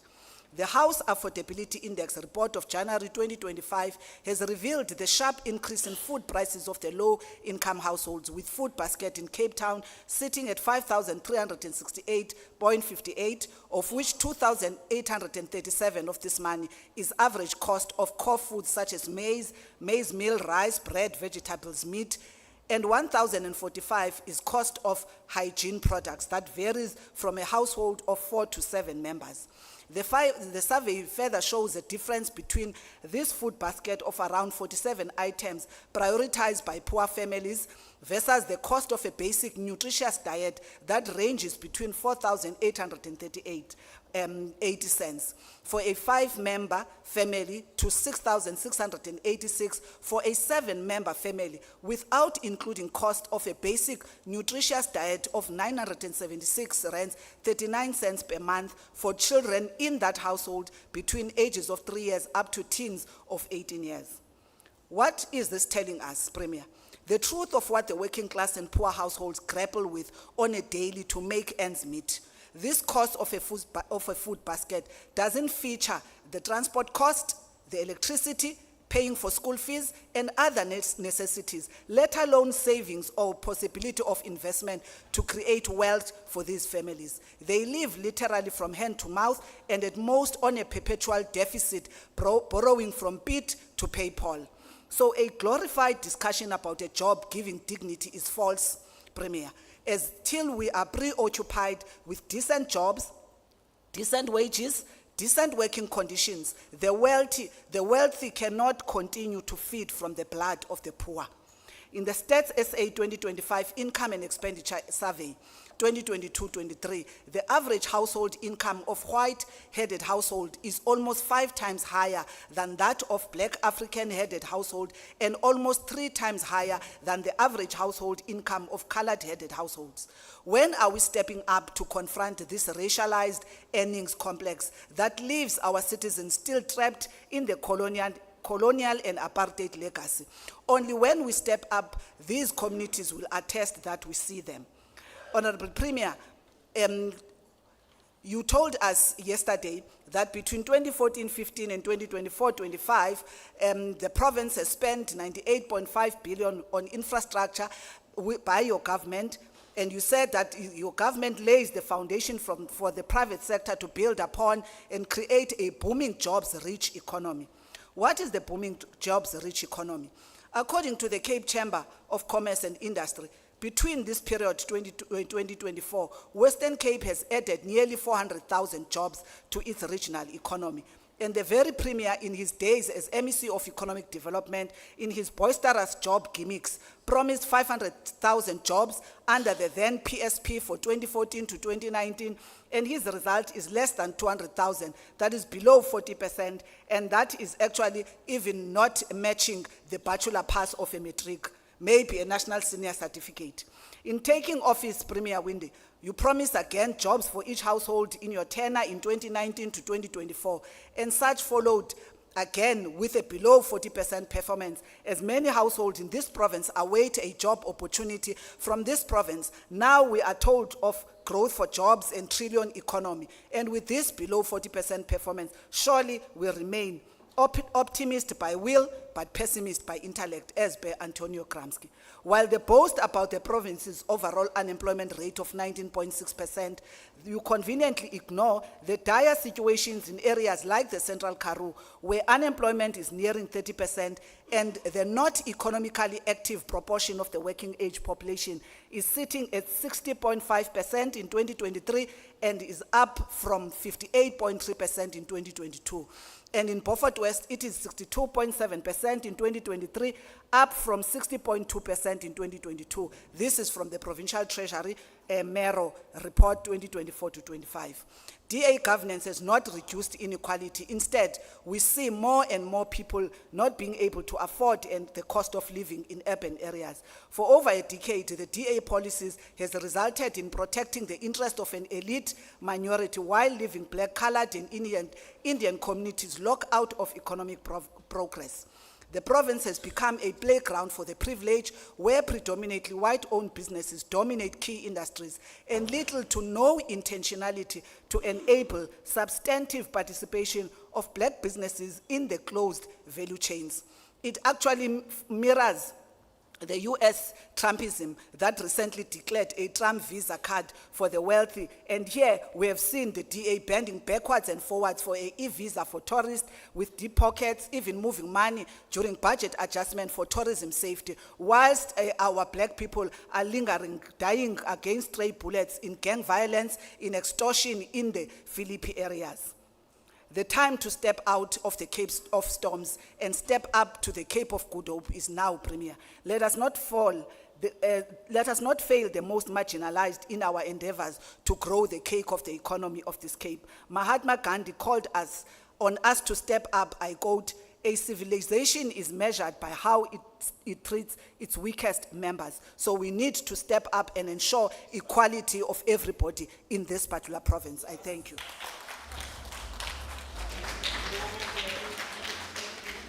Thank you, Member Nkondlo. I recognize Member Masipa.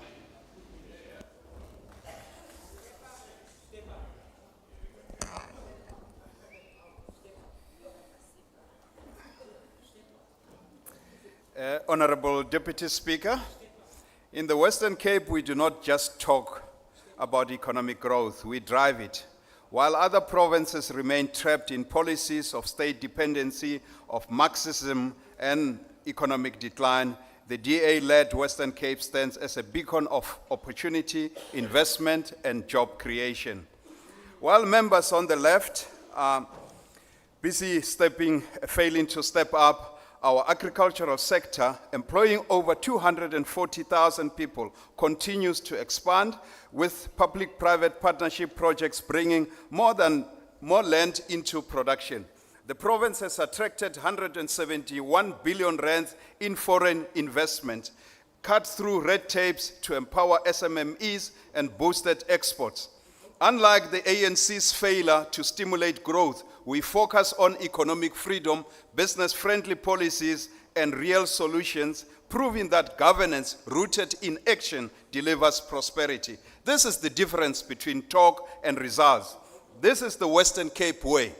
Speaker, as the Premier rightly noted, our government is stepping up, and so are the people and businesses of the Western Cape. Our role as government is not to create jobs, but to create an enabling environment where businesses can thrive, innovation can flourish, communities can prosper. This approach has borne fruit. By attracting new investments and supporting existing businesses, we are not only driving economic growth, but also expanding our tax base to fund essential social programs. The results speak for themselves.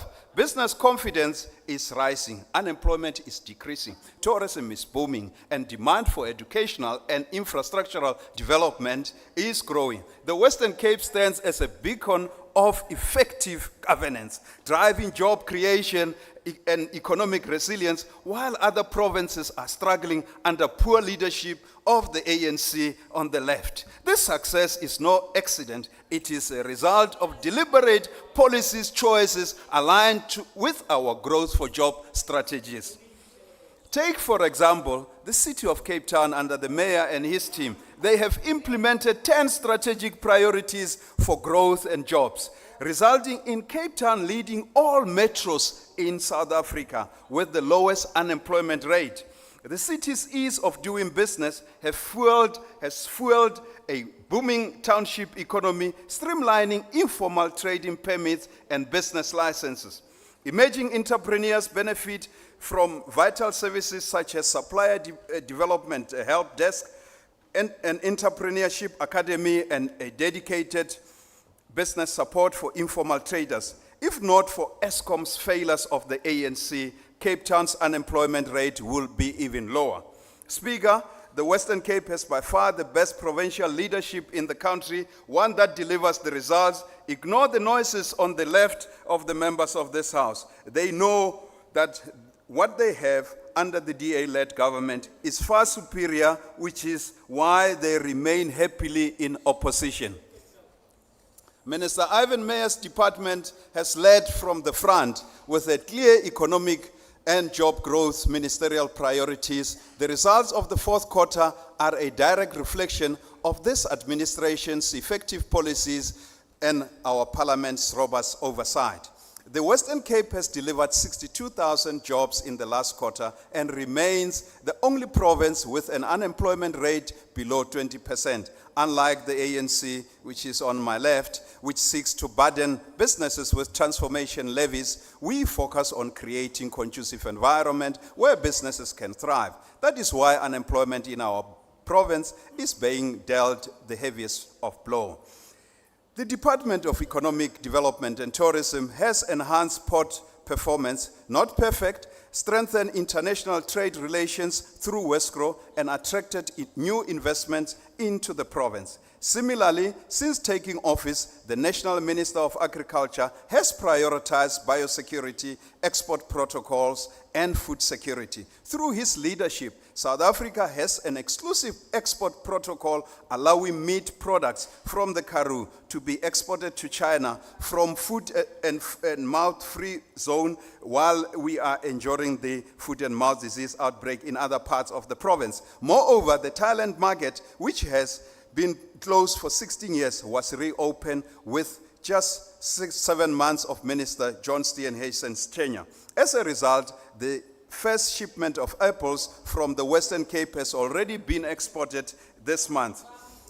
Honorable Deputy Speaker. Honorable members. Members the are running please. commentary this side. Please continue, member. Please protect me.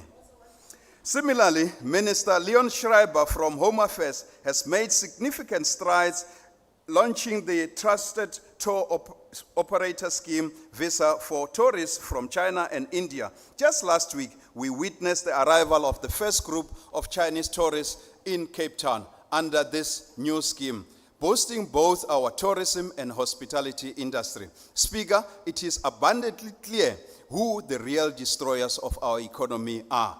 Without the title deeds, the emerging farmers on leased land reform farms aren't able to access bank loans. They need title deeds. ESCOM, whose incompetence keeps the country in the darkness. The Minister of Finance, whose obsession with burdening South Africans with unnecessary 2% VAT hike instead of job-creating budget. Panyasa Lesufi, whose fixation on Bela Bill is not about education, but an ideological attack on African-speaking communities. The national government, which refuses to devolve policing powers and transport powers to local authority, undermining communities' safety, business confidence, and the daily lives of working people. Let me be unequivocal. Our commitment to the government of national unity remains steadfast. While we have firm disagreements on key policies such as NHI, EWC, and Bela Bill, our shared goal is clear: to build a prosperous South Africa where government support enables businesses to thrive, where economic policies create jobs, and where governance is about delivery, not ideology. We will not be deterred by those who seek to obstruct progress. We are here to serve our people in every town and every village, including the Central Karoo, to create a community where opportunity is not a privilege for the few, but a reality for all. Member Masipa, please conclude. Thank you, Honorable Deputy Speaker.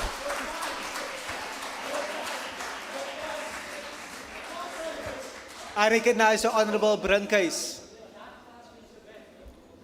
Thank you very much, Honorable Speaker. Bismillahir Rahmanir Rahim. Alhamdulillahi Rabbil Alameen wassalatu wassalamu ala ashrafil anbiya'i wal mursalin wa ala alihi wa ashabihi wa ummatihi ajma'in. Assalamu alaikum wa rahmatullahi wa barakatuh. Good morning, goeiemorgen, molweni.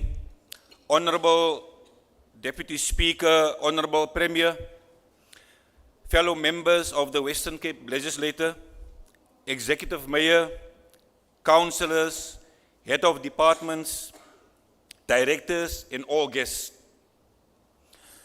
The Jama political party will be very constructive today and will be working towards establishing a more inclusive economic development.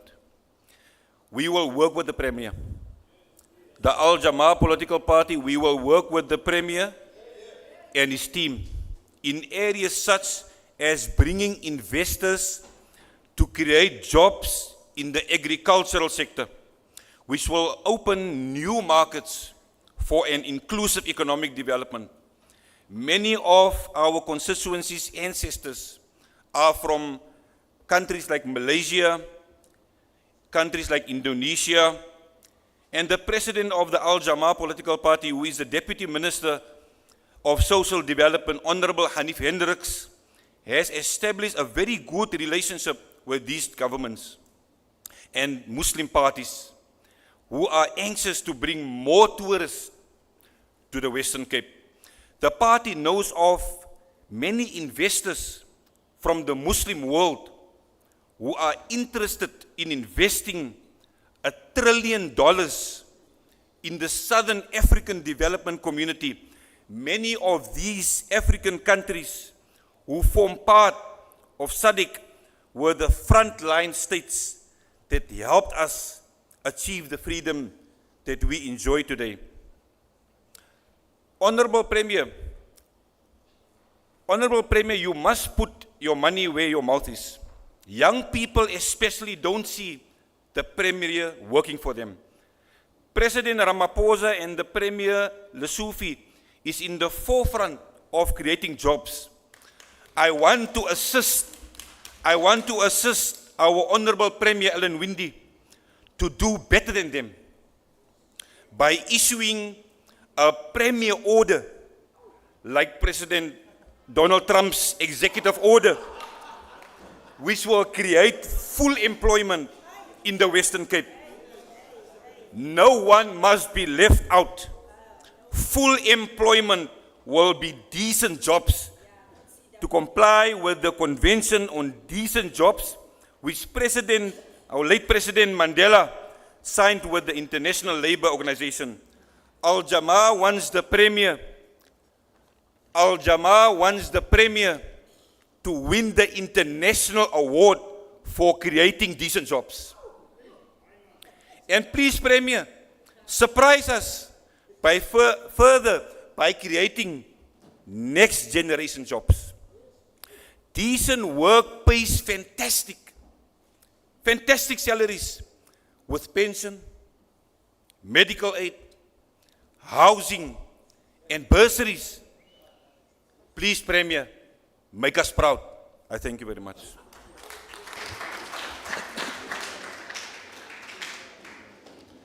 I see the Honorable Christians.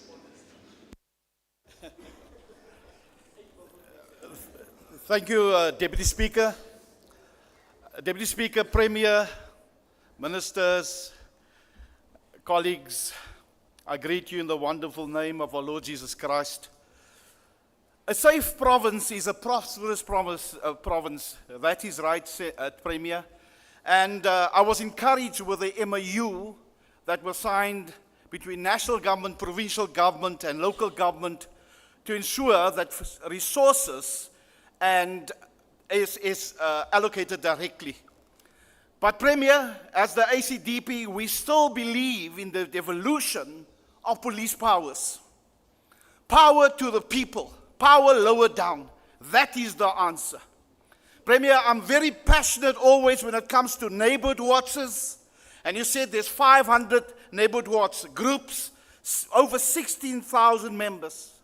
But I still believe that we can do more for our neighborhood watches. I still believe that something must be given to them. Maybe, as I said previously, a funeral cover. The deployment, Premier, of the LEAP officers and statistics does not lie. But it saddens us when we read headlines. 12th of February, 7 dead, 1 injured. The 9th of February, 17 killed, 12 injured. And people is then calling for the intervention of the army. But Premier, you said nothing about AGOA. Remember, June 2023, you went to Washington, D.C. because AGOA was under threat. And you engaged lawmakers that South Africa should remain part of the AGOA agreement.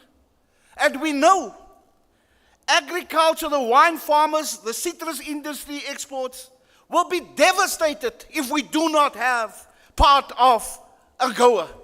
So Premier, please do what you did before, because you did a concerted effort to make sure that we're part of AGOA. While being for the week in the Central Karoo, it's a clean town.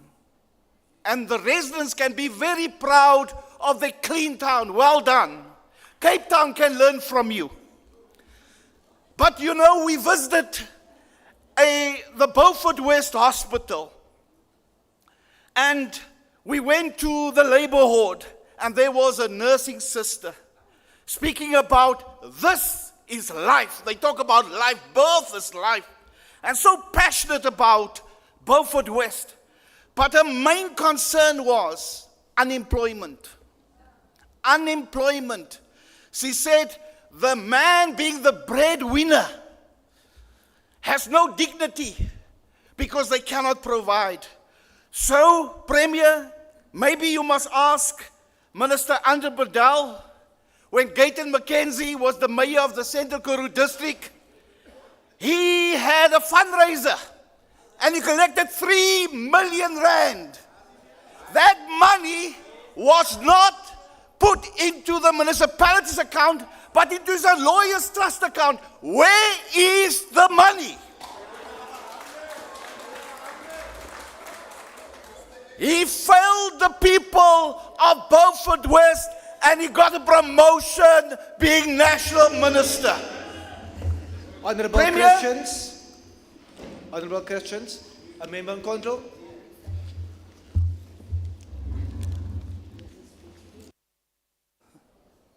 Take your seat, Honourable Christians. Deputy Speaker, I thought you had spoken to the matter of the people in the gallery clapping or participating.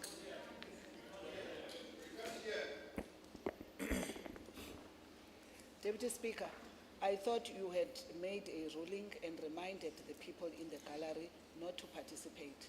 So I am pleading with you to continue to do that. Thank you. Thank you so much, Member Unkondlo. Once again, a plea to those in the gallery to not participate. Please respect the decorum of the House. Member Christians, 1 minute and 15 seconds remaining. Premier also did not speak about the SEOs. Honourable Christians. SOEs. 3 point. Honourable Christians, there's a point of order. Speaker, ek weet nie wat is die rede wat Minister McKenzie genoem word nie. Ek wil net vra dat ons wegbly van dit af. Dat ons nie soontoe gaan nie. Dit kan lelik raak hier binne. Dit kan baie lelik raak hier binne.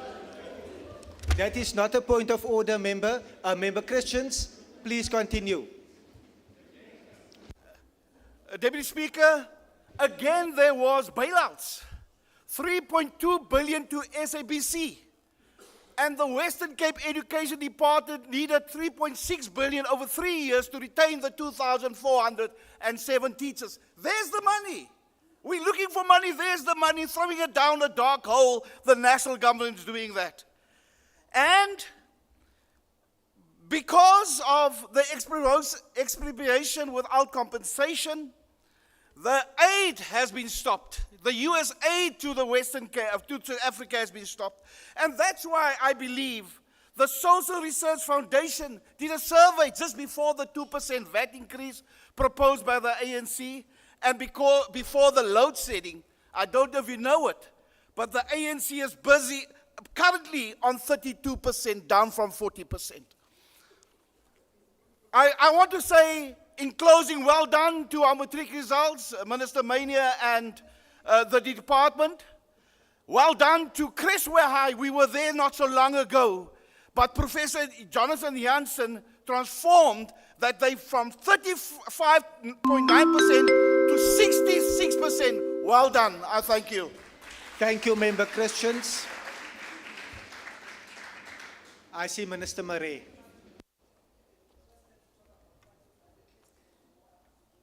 Deputy Speaker, achtbare lede, Dit is my voorreg om vandag hierdie huis toe te spreek. I want to start by informing the people of the Western Cape about the commitment of the Western Cape Department of Police Oversight and Community Safety to the people of this lovely province.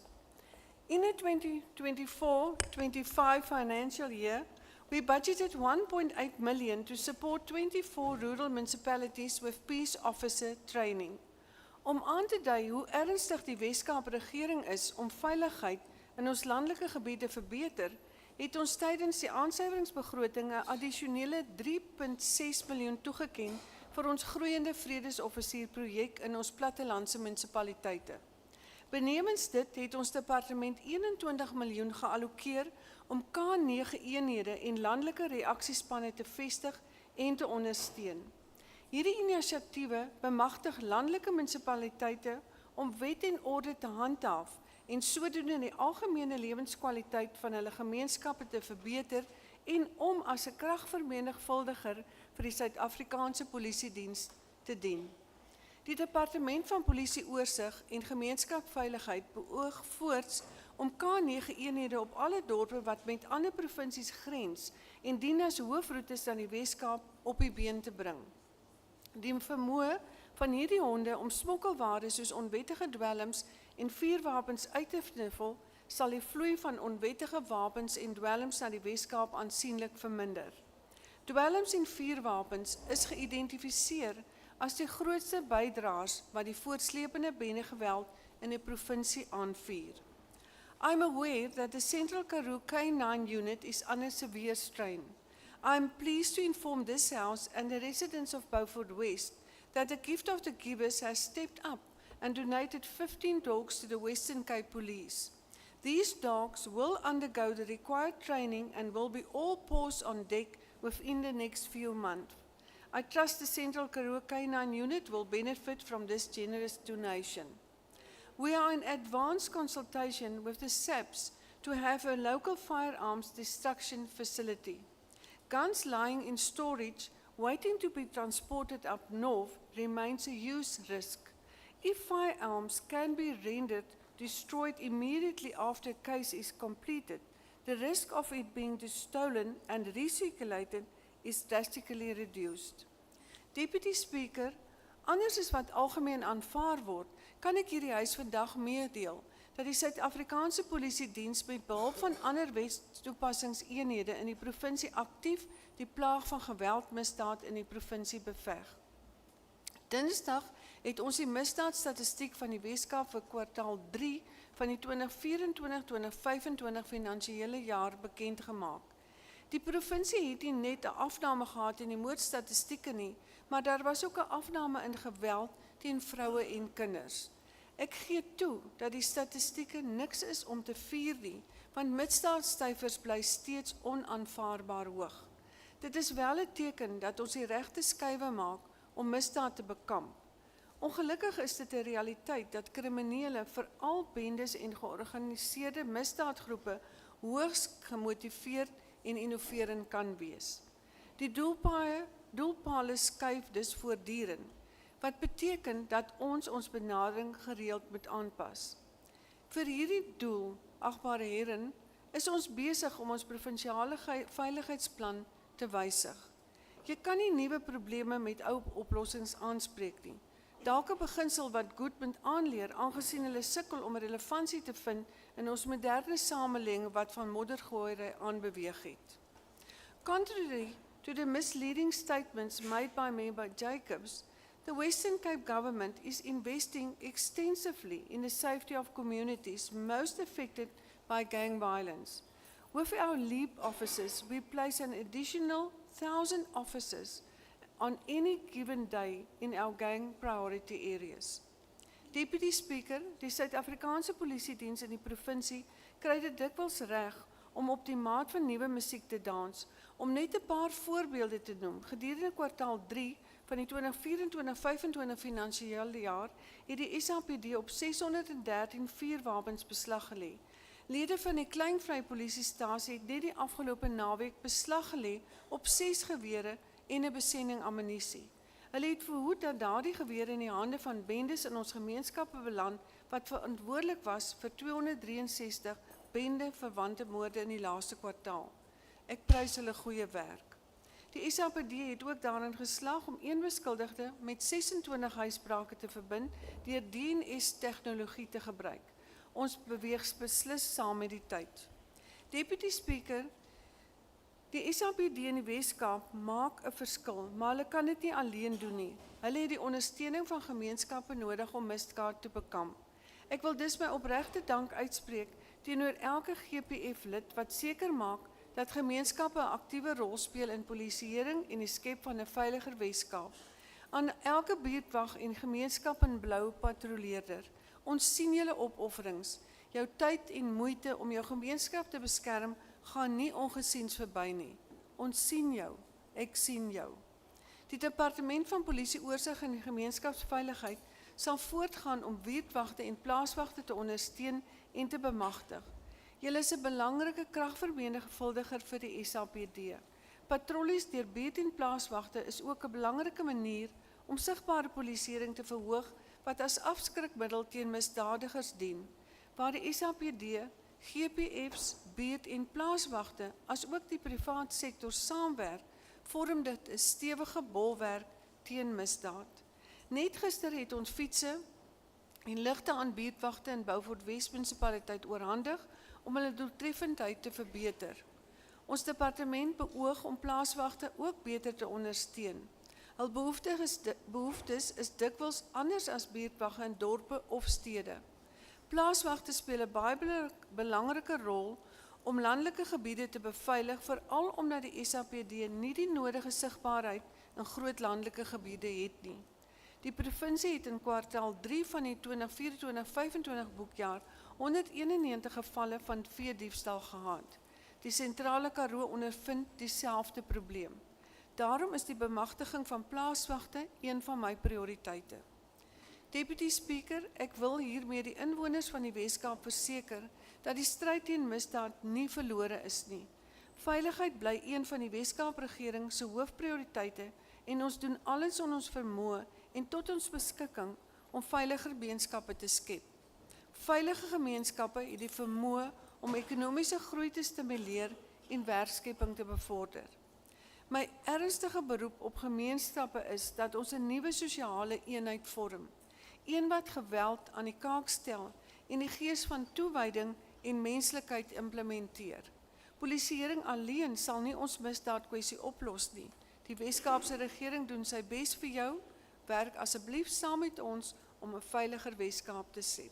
Ek dank u.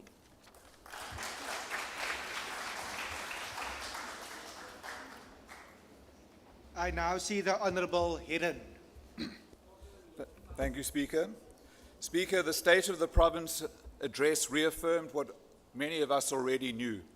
Building a transformed and equitable society is being neglected, sacrificed to maintain an illusion of prosperity. But illusions do not save lives, build futures, or serve the people of this province. Let's begin with safety. The Safety Plan, a multi-billion rand initiative, was developed without any public participation. How can it be effective if those it aims to protect were never consulted? Premier Wendy says this province is built on robust dialogue and listening. Then why not engage with the crime-affected communities through a crime summit before spending any more money on a plan that isn't working? The crime stats speak for themselves. With 1 quarter left, murders stand at 3,399. Attempted murders at 3,397. Rapes at 3,465. Sexual assaults at 1,077. If this trend continues, the murder toll could reach 4,703. And this is not an anomaly, it's an escalating crisis. Over the last 3 years, murder numbers climbed from 4,109 to 4,150 and then to 4,544. We need a new plan, one that directly addresses gang violence and treats it as the epidemic it is.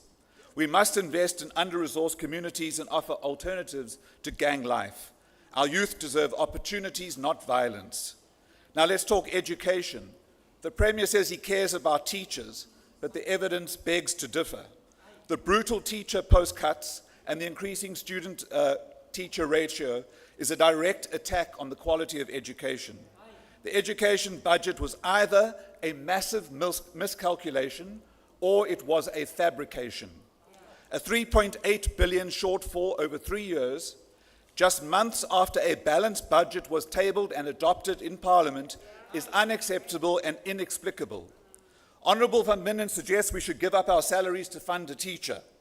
What she carefully avoids is that the province was allocated 93 billion rand in the MTEF towards the education demand, but only allocated 85 billion rand to education. It was your government that defunded education by cutting 8 billion rand. And who bears the brunt of these cuts? Schools in poorer communities where teacher posts are being slashed despite already struggling large class sizes. This is an injustice to our children and their futures. Furthermore, education is not just numbers, it's about quality and accessibility. We need more investment in early childhood education, proper infrastructure in our schools, and support for teachers who are stretched beyond capacity. We cannot allow a generation of students to be let down by a failing system. The third issue we must confront is affordable housing.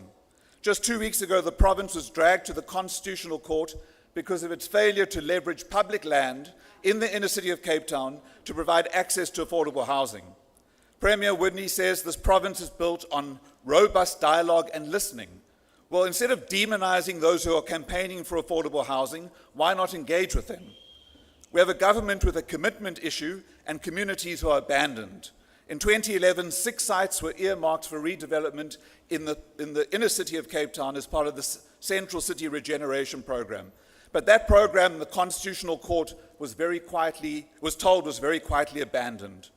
Public assets like these and Tafelberg must be used for housing that serves the people and not left to stagnate. These locations symbolize a broken system where potential solutions remain locked because of your own NIMBYism and thus inaction.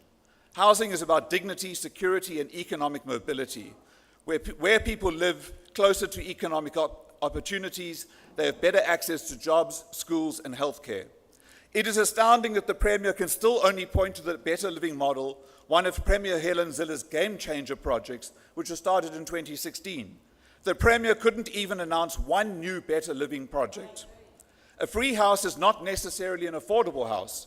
A free house on the peripheries means nothing without affordable transport. Rail recovery should not be a wish, a vague long-term ambition, nor a slogan. It should be an immediate priority. The provincial government must start working meaningfully with PRASA to recover the rail services and remove the blockages in order to restore it to full capacity. Without it, people are stranded, cut off from opportunities, and left to navigate an unreliable system.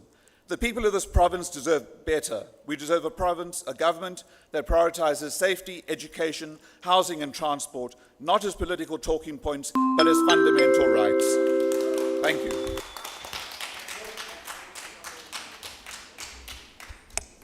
I recognize the Honourable Minister Bradell. Honourable Premier, Honourable Ministers, Honourable Members, to the people of Beaufort West. Speaker, it is an honour to participate in this debate of the opening address of the Premier for the Western Cape Parliament today. Speaker, en dit is lekker om hier in die warm Karoo te wees, saam met mense met 'n warm, gasvrye mense van die Karoo. Premier Wendy, ek wil vir u dankie sê vir u visie vir die provinsie en dankie vir die omgewing wat u skep, sodat u kabinet, u ministers, hulle werk kan doen. Die ANC en die oppositielede is vol halwe waarhede want hulle het niks om te bied nie. Hulle kan net afbreek. Die Wes-Kaap bly uitstaan in Suid-Afrika, dis 'n feit. Die laagste werkloosheidssyfer in die land, premier, maar wat ons nie sê nie is, met die hoogste populasiegroei in die land. Die mense vlug uit die Oos-Kaap, want hulle werkloosheidssyfer is oor die 50%, want hulle het 'n kans om werk te kry in die Wes-Kaap. Die provinsie wat jaar na jaar met die beste finansiële bestuur na vore kom, deur die ouditeur-generaal, onafhanklik. Dankie vir ons kollegas in finansies vir hulle harde werk om munisipaliteite se hande te vat. Ek nooi die oppositielede uit om met die R62 die lang kloof in te ry. Premier, jy kan dadelik sien waar die grens is tussen die Wes en die Oos-Kaap. Nie oor die borde nie, oor die gehalte van die pad. Die mooi geteerde pad in die Weskaapkant met strepe wat geverf is. Die vaal gekraakte slaggate in die Ooskaapkant. Vol slaggate, want daar is ANC regering. Ek wil hulle aanry om sommer aan te hou ry en nie weer om te draai en terug te vlug Weskaap toe nie. ANC, agbare speaker, die mense van Beaufort West ken hierdie storie. My advies aan 'n vorige burgemeester, nie testaande die feit dat die ANC wil voorgee ons kieskant, want hulle staan agter die deur. Ons advies is altyd dieselfde, want ons ken die verskil tussen party en staat. My advies aan hierdie vorige burgemeester was, kry die basiese goed in Beaufort West reg. Kry die basiese dienslewering in die Karoo reg. Kry die water reg, kry die elektrisiteit reg. Kry daai toilette wat so ver is van die mense se huise af terug tot teen aan die huis, waarvoor die Weskaap regering by the way geld gegee het. Maar nee, hulle kom toe met 'n visie om 'n Dubai te skep. Bou toilette wat nog nooit gespoel het nie, met geld dat ons nie weet waar dit is nie, want ons geld wat die provinsie gegee het verdwyn. Mense in die Karoo soek werk, premier. Maar jy sien, premier, dat die vorige regerings kon dit nie skep nie, want hulle kop was op korrupsie. Die regering moet die omgewing skep vir besighede om na die Karoo te kom. Premier, laat ek vir jou 'n simpel voorbeeld gee wat ek vanoggend gekry het. In my munisipaliteit in Swartland het die munisipaliteit 12 miljoen ingesit om 'n hospitaal en om 'n mall te kry. Die 12 miljoen het vir hulle 611 werksgeleenthede geskep en 500 werksgeleenthede met die bou van die projek. Met ander woorde 1111 werksgeleenthede. Hulle kon 10 miljoen rand gevat het in EPWP werk geskep het wat die ANC sou gedoen het. Hulle sou vir 354 mense vir 1 jaar werk gegee het, die 10 miljoen sou weg gewees het. Die munisipaliteit kry vir sy 12 miljoen rand nou 20 miljoen rand 'n jaar. Met ander woorde, hulle kan die EPWP ook skep. So ons moet verstaan dat regering moet die omgewing skep vir werksgeleenthede. Speaker, as ek kyk na ons land, na 30 jaar van ANC bestuur raak ek warm onder die kraag. Eskom was eens van die beste kragverskaffers in die wêreld en die ANC regering het dit geërf. Kyk waar is hulle nou. Ons ANC, ons nasionale lugdiens SAA het in 1990 was die SAA 'n trotse lugdiens met 60 vliegtuie wat na 40 bestemmings toe gevlieg het. Vandag het hulle net 20 vliegtuie oor wat net na 15 internasionale bestemmings vlieg. Die ANC raas want hulle verstaan nie die kern van besigheid. Hulle verstaan nie hoe jy werkskepping kry nie. Ons het 'n funksionele spoornet gehad. Passasiersgetalle het met 93% gedaal. In 2009 tot 2016 verteenwoordig spoorvrag 27%. In 2024 16%. Agbare speaker, hoe skep ons werk in so 'n land? Ons het hawens gehad wat gewerk het. Volgens die Wêreldbank is Durban en Kaapstad die swak bestuurde hawens in die wêreld. Durban 341 uit 348 en Kaapstad 344ste op dieselfde lys. Ons is die beste in alles wat sleg is. ANC regering, dankie. Behalwe dat die ANC regering omtrent alles wat gewerk het afgebreek het, het hulle vir ons 'n klomp nuwe probleme geskep, agbare speaker. Ons is volgens die Wêreldbank een van die ongelykste lande in die wêreld, danksy ANC regering. Ons is die enigste, ons het ernstige misdaadprobleme. Ons moordstatistiek, 38 uit elke 100.000 mense is van die hoogste in die wêreld, dankie ANC regering. Korrupsie. Ons is volgens Transparency International 69ste op die lys van 180 lande gemeet van die minste na die meeste korrupte lande, danksy ANC regering. Ons sit met 'n onbekostigbare staatsskuld, 75,5% van die bruto binnelandse produk en 'n uiters lae ekonomiese groei, 0,8% in 2024, danksy die ANC regering. Amptelike werkloosheid staan op 31,9%, maar die uitgebreide definisie vir werkloosheid is skokkend, oor die 42%, danksy ANC regering. In die Weskaap het ons die laagste werkloosheidssyfer onder 20%. Dankie premier Wendy, dankie DA regering. En ons weet dis nog steeds te hoog. Speaker, we cannot ignore and sugarcoat the fact that the ANC government has done this country and its people a terrible, cruel injustice over 3 decades. Fortunately, we now have a government of national unity. There is a lot of hard work, but at least there's hope. President Cyril Ramaphosa said he wants to focus on efficient local government and water infrastructure for this term. I agree with that and support that. He must just tell the colleagues in the Western Cape also that efficient government comes with discipline. There is currently a process of reviewing the white paper of local government in the legislature. We need to improve government and save our 257 municipalities in South Africa. Just a word of caution. In the Western Cape, almost all 30 municipalities are functioning very well with the current legislation. Could it be that the problems in local government are political? And we all need to look in the mirror and ask ourselves that question. Speaker, I want to suggest, let us have independent audit units in our municipalities to look and sign off on financial matters. These auditors are paid by the National Treasury and report to Provincial and National Treasury as well as the National and Provincial Ministers of SOPA. Premier, I really think that will clamp down corruption in municipalities. That will protect officials that should be apolitical to do their job. Speaker, water is life. Without water security, we cannot sustain communities and we cannot have economic growth. We are currently in a water-scarce region, but climate change is set to make it even worse. Hotter and drier climate predicted for the Western Cape. Honourable Speaker, we also expect another 1.2 million people moving to the Western Cape because there's hope for a job in the Western Cape.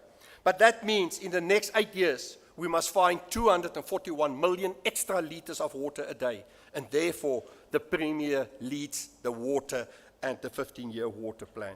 We appreciate President Cyril Ramaphosa's commitment to invest in water infrastructure, but the Western Cape is far ahead.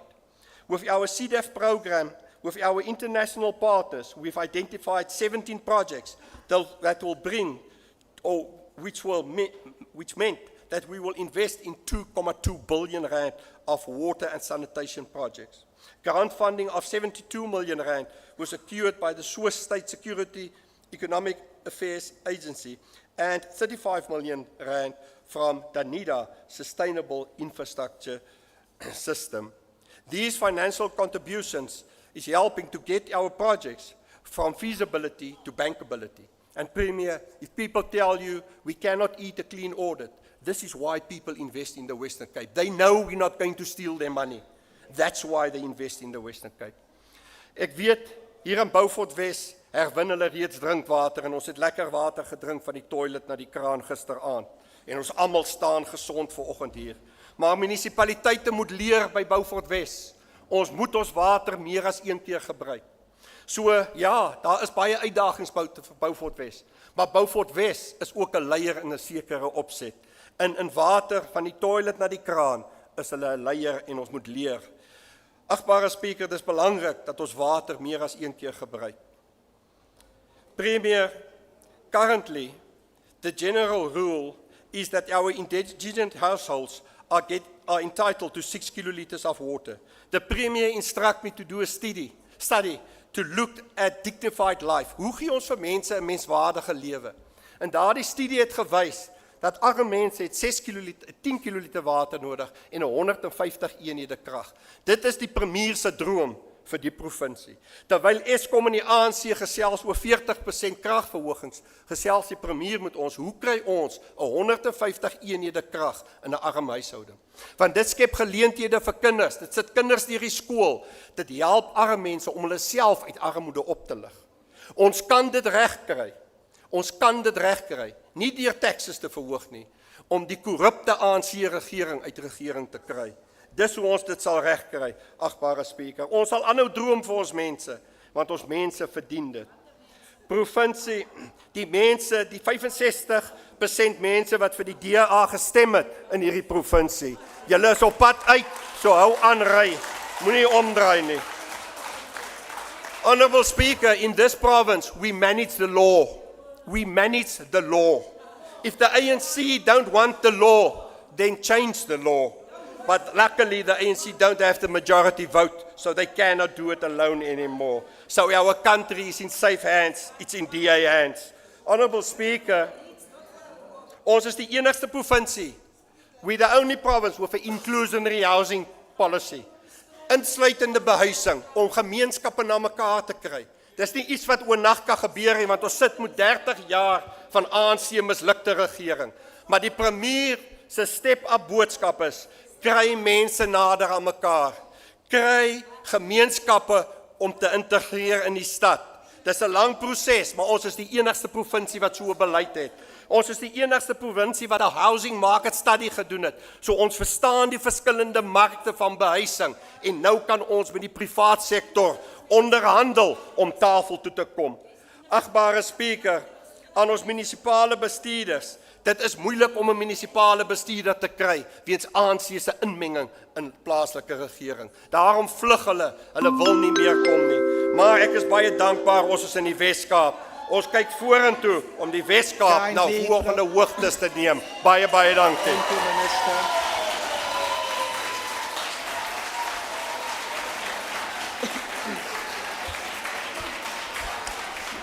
Gaan tel die strot op in die strate. Hy moet die stront in die straat en kan jy nie gaan optel. Before I recognize Honorable Stevens, members, this debate is drawing to a close. I have observed two particular members. Both are not on the speakers list, but they are echoing so many words. I will caution Member Farmer, together with Member Rachel Winvogel at this particular time. Your running commentary for the last 25 minutes has been ongoing. So please refrain from the running commentary. I see the Chief Whip of the Opposition. Deputy Speaker, I hope I'm rising for the last time on this matter. It's quite serious. You are naming and shaming here my members, but yet we have continuous noise from the gallery. You are not that is not keeping the decorum of the House. I really expect you now to act and not only to make a ruling. Thank you.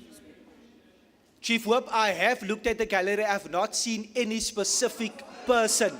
I will continue to monitor, but once again, Member Winvogel, you are still carrying on. You are close to drowning out the speaker whenever you are making your comments. I see now the Member Stevens. Please proceed. I greet you all in the name of God the Father, God the Son, and God the Holy Ghost. Amen. Honorable Speaker, Honorable Premier, Honorable Members, and a warm welcome to all the distinguished guests. We welcome the government's effort to ensure that basic education reserves priority in the Western Cape and throughout the country. But it is necessary to point out some of the concerns which must be addressed urgently. We need the Department of Basic Education to assist our learners who are 10 years of age and who have not seen one day in a classroom yet. There are so many learners roaming the streets who have never attended school. As the Patriotic Alliance, we would like to know whether there is a budget for these kids who need extra tuition or programs to reintegrate them into mainstream schools.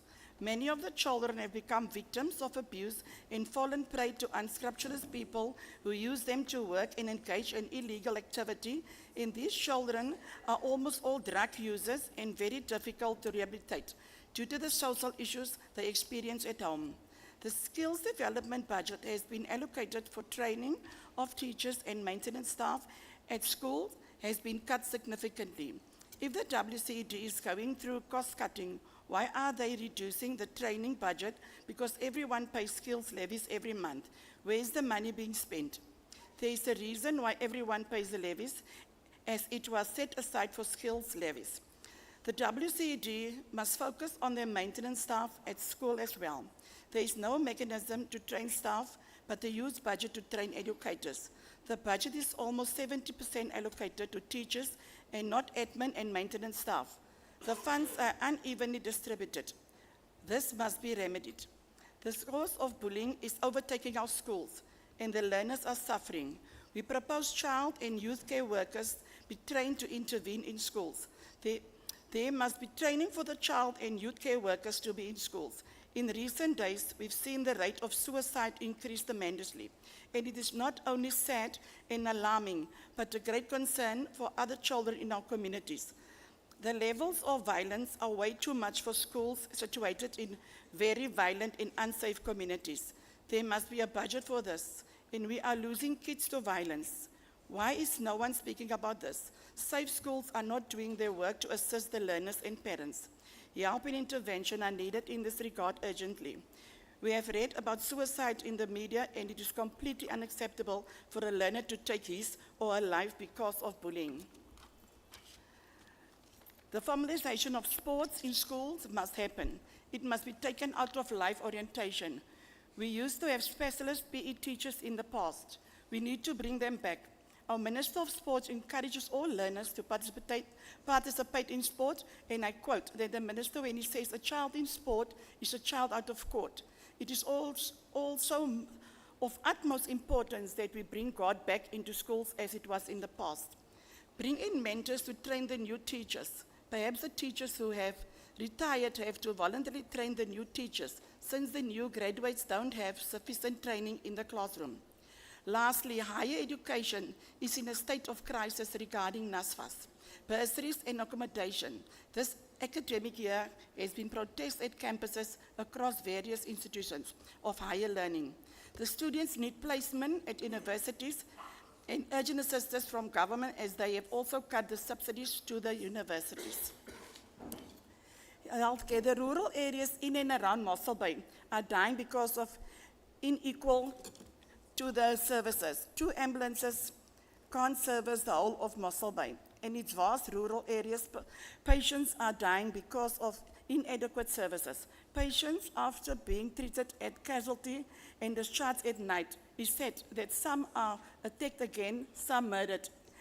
Areas such as Vrymerang, Greitbraak, Brandwag, Reiterbos, Sonskyn, Habitsdale, among others, are the most neglected, and death is imminent.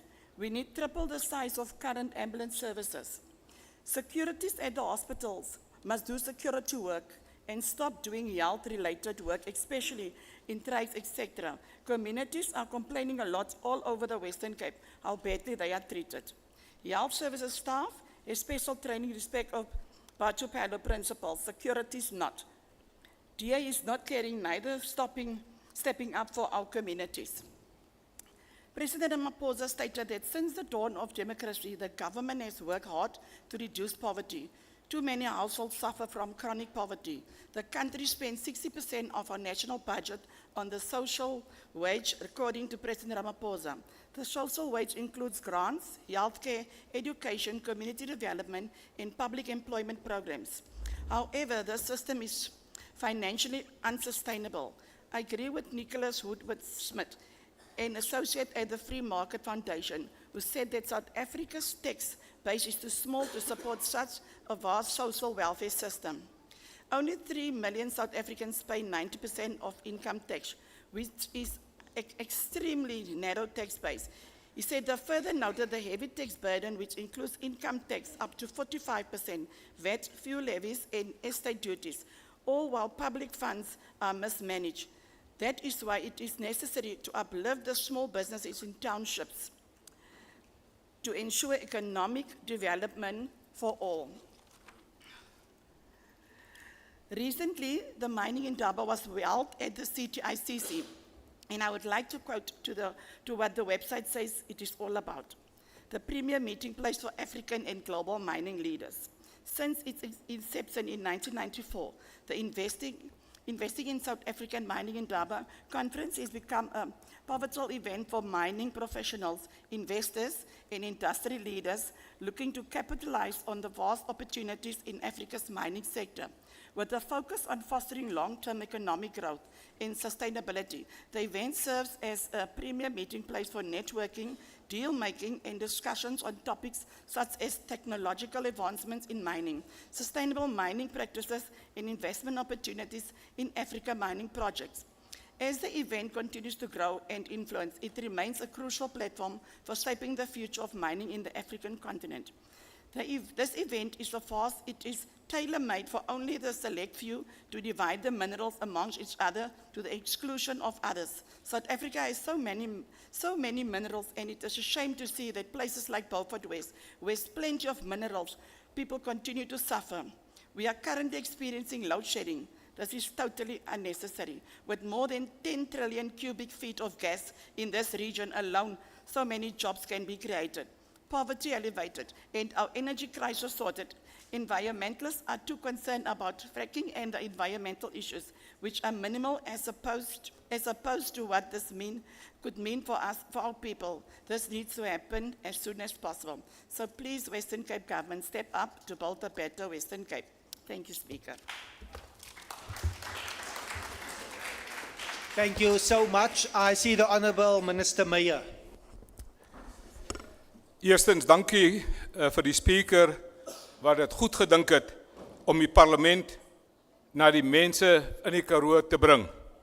Ek sien ook een van die plaaslike leraars wat ook by die NG Sendingkerk was in Nieuweris, waar my pa ook by hom thuis gegaan het. Baie dankie ook vir u teenwoordigheid hier vandag in hierdie parlement. Dankie ook aan die premier van die Wes-Kaap vir sy toespraak van hoop vir alle mense van die Wes-Kaap. Hier is 'n nuwe regering op Beaufort Wes en ons het 'n nuwe regering in Suid-Afrika. Die doel van leierskap is om hoop te skep. Dankie aan almal, want dit is nie net die regering wat hoop skep nie. Vir die afgelope paar jare het ek tydens my begrotingsrede met 'n trekker gery vanaf Groentemarkplein tot by die Wes-Kaapse parlement. Die koningin van die Karoo, Tannie Poppy, het my ontvang by die parlement toe ek van die trekker afgeklim het. Sy het spottende wys vir my gesê, vandag ontvang die Karoo nou die minister van Landbou by die parlement. Die volgende jaar het ek weer 'n dame van die Karoo, Suster Anne van Maritzburg genooi na die Wes-Kaapse parlement. Soos Tannie Poppy het Suster Anne van Maritzburg my ook ontvang by die trekker voor die Wes-Kaapse parlement. Die simboliek van die Karoo is gevestig in die Wes-Kaapse parlement. Gister het nog 'n dame van die Karoo, die premier en die speaker op Beaufort Wes verwelkom. Toe die speaker my nader, het ek onmiddellik gedink aan Ansin de Peers van Bakensrug. Onmiddellik het by sy naam by my opgekom. Sy was ook 'n kategorie wenner by ons landboukompetisie. Ek het haar en haar werkgewer verlede jaar besoek. Wonderlike mense, hartsmense van die Karoo. Die streekwenner in hierdie sentrale Karoo vir landbou, werker van die sentrale Karoo vir 2024 was meneer Ricardo Volmink. Hy het die prys gewen in die sentrale Karoo vir die kategorie middelbestuur. The Karoo agri sector is therefore already stepping up. Die Karoo het 'n bekoring en sy bekoring lê in sy eenvoud, skryf die digter Danai Hoon. Sy gaan voort, hier werk ons met wat ons het. Ons kom reg met wat ons nie het nie. Sy gaan verder en skryf, ons maak 'n plan met dit wat 'n krisis is. Ons weet hoe om met min reg te kom, skryf die digter, en nog steeds genoeg te hê. Die Karoo was vir baie jare die slagoffer van bitterbek politiek en politieke moddergooiery tussen verskillende politieke partye. Daarom step ek eenkant. Suid-Afrika het nou 'n regering van nasionale eenheid en ons moet ons verskille op sy sit, platvloer sit en na die mense van die Karoo luister. Dis nou tyd vir hande vat en saamwerk. Die premier se visie is duidelik. Kom ons bou 'n regering wat ons kan vertrou. Want in Suid-Afrika, in die 6de administrasie, het ons 'n regering gehad wat die mense nie vertrou nie en daarom is hulle uitgestem. Ons bou 'n regering wat mense kan vertrou hier in die Wes-Kaap. Die regering van nasionale eenheid het nou 3 kernprioriteite. Inklusiewe ekonomiese groei, verminder armoede en skep 'n bevoegde of 'n bekwame staat. Die premier en die Wes-Kaapse kabinet doen alles in ons vermoë om te help om die doelwitte te bereik en nou saam te werk met die regering van nasionale eenheid, want dit is ons enigste hoop. Ek het vertroue in die Karoo, want in 2013 of 2023 is 180 miljoen rand se produkte uitgevoer uit die Karoo en slegs 45 miljoen rand so produkte is ingevoer in die Karoo. Dit beteken dus dat die Karoo het 'n positiewe handelsbalans van hy voer meer uit as wat hy invoer. Die premier het in sy toespraak verwys na die Wes-Kaapse regering se groei-verwerk-strategie. Een van daardie pilare van daardie strategie is om uitvoere te verhoog na verskillende streke, onder meer Zambië, Hong Kong, Namibië, China, Verenigde Koninkryk, Mosambiek, Kanada, Denemarke en selfs Duitsland. Die Karoo voer ook produkte in vanaf die VSA, Nederland en Frankryk. Daar is ook verwys na Karoo lam. Ek sien van die lede lek hulle lippe af vir die Karoo lam, meer aan daardie kant van die huis. Dankie aan die Karoo lam konsortium wat lank hieraan gewerk het om Karoo lam te sertifiseer as 'n produk van geografiese oorsprong. Dankie aan professor Johan Kirsten van die Universiteit van Stellenbosch en almal wat saamgewerk het om die projek te maak werk en nog steeds werk hier in die Karoo. Ek is verlede week ingelig dat een van die internasionale lugdienste daarin belangstel om Karoo lam op hul spyskaarte te plaas vir internasionale vlugte. Kan u vir u indink how the Karoo will be stepping up? I hope those members of this side of the house and members of this side of the house, when they get on that plane with the menu, they will choose the Karoo lam, Mr. Grand Marais. That will be your choice. Mr. Rachel Winvogel, Mr. Francie, that will be your choice from the Karoo because you help us stepping up. Daar is ook 'n webwerf in terme van gesertifiseerde Karoo lam, www.karoolam.org. Ek is dankbaar vir my voorsitter van die staande komitee, meneer Noko Masipa, want direk en indirek het hy sy invloed gebruik om hierdie goed te laat realiseer en wat 'n wonderlike toespraak het hy vandag hier in hierdie huis gemaak. Die Karoo gaan ook baat vind by NASA ruimte- en tegnologieprojek by Maatjiesfontein. Die Karoo dorp gaan die tuiste raak van NASA se nuwe kommunikasieantenne. NASA en die Suid-Afrikaanse regering gaan dit moontlik maak. The Karoo is stepping up. Môre ontmoet ek die burgemeester van Prins Albert en ons vergader juist rondom plaaslike toerisme in die Karoo. Ek het onlangs met die nuwe konsul-generaal van Amerika ontmoet en gaan eersdaags die area besoek vir ruimte tegnologie toerisme. Ek wil graag die minister van mobiliteit, Isaac Seleko, en die provinsiale munisipale verkeer gelukwens met 'n padveiligheidsstrategie, want ons het goeie resultate gesien hier in Beaufort Wes, en ook dankie aan ons Beaufort Wes se verkeershoof en haar span wat vandag hier is. Ek wil die provinsiale verkeer, Suid-Afrikaanse polisie bedank, want ek het saam met hulle 'n gesamentlike operasie gedoen, saam met my staatsveeartse, om back and closure hier te voorkom. Op 5 en 6 November hou die premier 'n internasionale investeringskonferensie en ons soek asseblief projekte uit die Karoo, want ons moet dit verwys na die investeringskonferensie. Ons weet ook dat die Karoo is groter as Beaufort Wes, Prins Albert, Lensburg. Daarom het die kabinet en die regering ook plekke besoek, soos Merweville, Maritzburg, Lulugamka, Nelspoort, Klaarstroom. Maar die Karoo is ook groter as net daardie dorpe. Die Karoo is ook plase en omliggende dorpe. Almal is ewe belangrik. Die onderskeie ministers gaan in hulle begrotingstoesprake meer inligting verskaf oor daardie programme wat in hierdie dokument na verwys word. Laastens, die treine van die Karoo moet weer loop. Die Trans-Karoo moet weer terugkom in sy volle glorie. Die Trans-Karoo, dit is wat die hartland van die Karoo is. Die Wes-Kaapse premier, minister van infrastruktuur en die minister van mobiliteit is reeds in gesprekke met Transnet as ook met die regering van nasionale eenheid. Ek hoor die stem van die mense van die Karoo, die stof aan my voete, die bloed in my are, die sweet op my voorkop sê, ons gaan nêrens. Ons woon nie in die Karoo nie, die Karoo woon binne ons. Die premier se toespraak het hoop gebied vir die mense van die Karoo. Die Karoo soek nie meer hands-out nie. Die Karoo soek 'n klimaat vir ekonomiese ontwikkeling. Ek wil afsluit met die mooi boodskap van die musikant van gister. She said, when you step up, you see the future more brighter on the other side. Stepping up is what this government is being busy doing.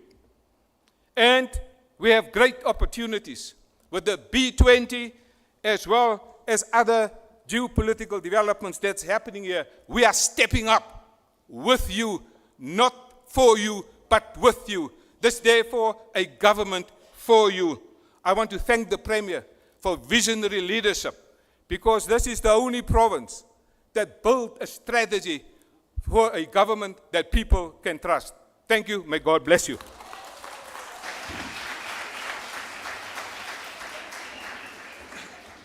Thank you so much. I see the Honorable Ayanda Barnes. Honorable Member Barnes, are you able to take your seat? Is that a point of order, Member Syed? Chair, just a point of reminder, if such exists.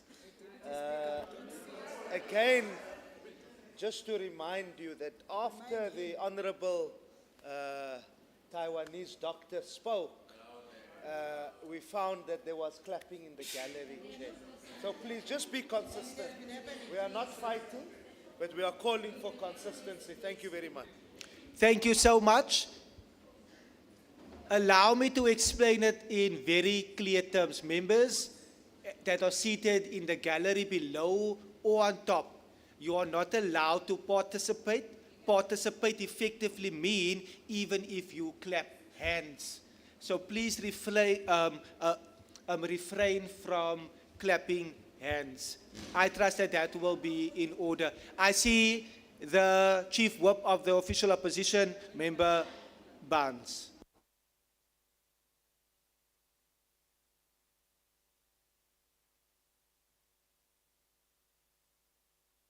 Thank you, Deputy Speaker.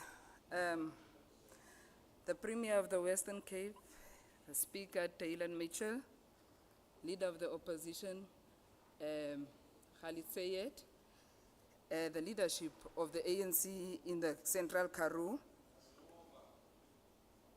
the leadership of the ANC in the Central Karoo, especially the people of the Central Karoo to its entirety that have been forgotten.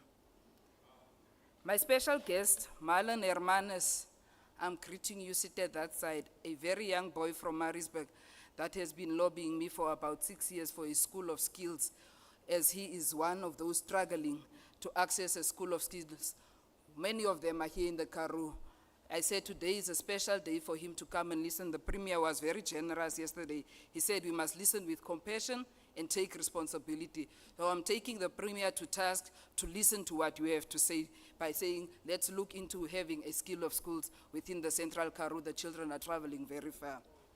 I'm not going to speak, Deputy Speaker, of the DA corruption in the Western Cape. We know about the raiding of J.P. Smith's house just recently, your Malusi boys. I'm not going to speak about that today. The MEC speech, MEC Bradell, clearly demonstrated that there's no plan outside the ANC. Whenever they have to speak, they have to capitalize on the ANC. There's no responsibility they are going to take as a DA. They must also take the responsibility as managers of law, as Minister Bradell was saying. Speaker, this day marks a bittersweet moment of opening Parliament in the Central Karoo. It is a sweet one because we showcase Parliament to the people of the Karoo, yet bitter, witnessing the realities of poverty within the Karoo, being left behind. Today's speech is dedicated to the people of the Karoo, from Maritzburg to Laingsburg. For once, let it be about you. Premier said nothing about you. Ek staan hier vandag, nie net as 'n politieke verteenwoordiger nie, maar as 'n stem vir die ongehoorde, die onsigbare en die verwaarloosde. Ek staan hier as iemand wat die stofgevulde paaie van Beaufort West bewandel het. In die huise van sukkelende gesinne in Hillside gesit en het hul stille trane van moeders gesien wat nie hul kinders kan voed of aan die dood afgestaan het deur dwelmmishandeling. Ek staan vandag hier om vir julle te praat. Die Premier sê vir ons, dat hierdie provinsie is een wat vooruitgaan. Vooruitgaan vir wie? Maar laat ons dit duidelik stel. Is dit vir die miljoene wat vasgevang is in armoede, of is dit vir die mense wat in werkloosheid en ongelykigheid sit, die stygende werklooskoste en die ewel van geslagsbaseerde geweld? Is dit vir die bejaardes wat op sy geskuif is en vergeet is, of is dit vir die werklose jeug wat van geleenthede en van hoop beroof is? Ek vra weer premier, vooruitgang vir wie? Want dit is beslis nie vir die armes nie, die werkloses of die kwesbares nie. Die DA geleide Wes-Kaapse regering het die staat van die provinsie toespraak SOPA na Beaufort gebring, maar watter tasbare voordele sal dit vir die mense van Sentraal Karoo inhou? Gaan die premier bloot 'n toespraak lewer en terugkeer na die gerief van Kaapstad, of gaan hy werklik die harde werklikhede van hierdie streek aanspreek? Die Sentraal Karoo staar nie net 'n uitdaging in die gesig nie, dit is 'n krisis. Laat die statistieke vir hulself spreek, want ek weet die DA hou van statistieke. Werkloosheid in Sentraal Karoo is op 29,9%, die hoogste in die provinsie. Voedselonsekerheid neem drastiese toe, met 42,2% van mense in Beaufort West wat sukkel om kos te bekostig, op van 39,7% wat in 2022 bestaan het. In Prins Albert is die situasie erger, met voedselonsekerheid wat van 39% tot 43% in net 1 jaar gestyg het. Dit is nie net syfers nie. Dit verteenwoordig werklike gesinne en werklike kinders en werklike mense wat werklike leiding nodig het. Inkomste ongelykigheid bly ernstig. Met Beaufort West wat dit die slegste vlakke van ongelykigheid en in die distrik toon, byna die helfte van die bevolking, 44% van huishoudings, word as behoeftig beskou. En hulle kan nie bekostig nie. Ekonomiese groei bly gekonsentreer in Kaapse Metro, terwyl klein dorpe en landelike gebiede soos Sentraal Karoo tot verval toegelaat word. Infrastruktuur brokkel af, plaaslike munisipaliteite is in nood, ekonomiese geleenthede vir jong mense is byna nie bestaande nie. Die Weskaap bly 'n eksklusiewe ekonomie waar geleenthede gereserveer word vir 'n bevoorregte paar. Die premier spog met die hoogste werksabsorpsie in die land. Toch is die werkloosheid in Beaufort West en in Maritzburg en Lensburg en in Prins Albert op 'n krisisvlak. Waar is die werksbewyse vir die jeug van die Karoo? The premier must tell us where are the economic interventions, opportunities for rural communities specific. He must tell us that. Speaker, Deputy Speaker, the DA doesn't tackle poverty. It manipulates instead. Instead of investing in sustainable solutions, it channels resources to DA-aligned NGOs and ensures that only those that serve their political interests receive funding. This is nothing more than a cynical attempt to control and abuse the vulnerable. We cannot allow it. The question again here, for how long will this divide and rule strategy be sustained? It's even dividing them amongst themselves in their internal corridors. Deputy Speaker, the cancer patient in that hospital of Beaufort West that gets picked up by an ambulance on a Sunday afternoon in Elspoort sits at the Beaufort West Hospital for hours, from the afternoon till the next morning hours, on hard benches in the cold, waiting for an ambulance to come and pick that person up, that sick patient. That person leaves in the following morning to go to Cape Town to go and sit on a bench another 24 hours. We've been telling the DA that is uncalled for. It must stop, it must be corrected, it must never happen. I hope you are listening today, Premier. Die DA-geleide provinsiale regering het ook ons bejaardes versak. Die sluiting van Maritzburg Oudhuis het inwoners so ver as Ashton gevestig. Hoe vat jy 'n ou mens uit Maritzburg uit, al op sy jom in Ashton ver van sy familie af, en hulle van hul gemeenskap verwyder, in plaas daarvan om permanente oplossings van te praat, menswaardigheidsoplossings te vind, skuif hierdie regering ons ouer mense rond asof hulle 'n las is. Huis Johannes net die oorkant die pad, waar bejaardes in onnet beddegoeds geslaap het, onhygiëniese toestande en eet geen nutriese kosvoeding nie. Waar is die menswaardigheid waarin hulle moet inbeleef? Waar is die verantwoordelikheid oor wat daar gebeur in Huis Johannes? Die ANC sal nie rus totdat hierdie provinsie En almal behoort daarin nie. Nie net die bevoorregte paar nie, maar van die Kaap tot Stormsbou. Ons kan van die goeie hoop. Een van insluiting, transformasie en geregtigheid. Die stryd is nog lank nie ver verby nie. On economic drivers, Deputy Speaker, jobs at municipalities and Transnet and for government are the only ways of source of income, which is very few in this region. We must take responsibility as this Western Cape government as to how is this Western Cape government going to look at not only looking at Transnet where the government is giving jobs. You are not taking responsibility. There are no economic drivers and opportunities. Historically, Beaufort West is the economic hub of communities that are struggling to get to Beaufort West. Everything that is happening in the Central Karoo, it happens in Beaufort West. We have, fortunately, this time an MEC of mobility, which is Member Seleku. Member Seleku rise, stand up to the task of making sure you are connecting our people. There's no way a person can drive from Merville, spend 300 just to come to buy food in Lainsburg. You are in Beaufort West while you are here. That error must be corrected. We are going to be coming home without positions. Our people will be looking at us. Step up. The bicycles will take them from ShopRite to the hospital, but it won't make them travel very far. That is an error that must be corrected. A special call to the Premier on crime. Premier, we cannot allow that this thing of funding CPFs and neighborhood watchers is not balanced. You find the neighborhood watchers getting more than the CPFs. They need to complement each other. We must fight crime in a way that is collective. The DA government must prioritize a special program to deal with drugs and the selling of it and rehabilitation in Beaufort West. We have seen that children are dying in Beaufort West of the use of drugs. Gangsterism is happening because of drug use. This is a task I'm giving to yourself. I said today I'm not going to come and complain. Since you've been generous yesterday, let me tell you and take you to task on issues.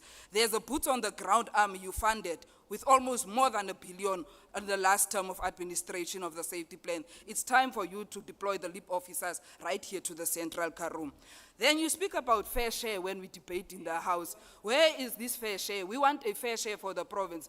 As you look into the Karoo, where is the fair share? People are struggling, people are suffering, people are hungry, people have nothing to eat. Where is the fair share? Can you demonstrate to those that voted for you, outside giving them temporarily funding, that actually there's sustainability, there's a sustainable plan that you are looking at into working, moving forward? There's a certain recovery plan to assist the local municipality.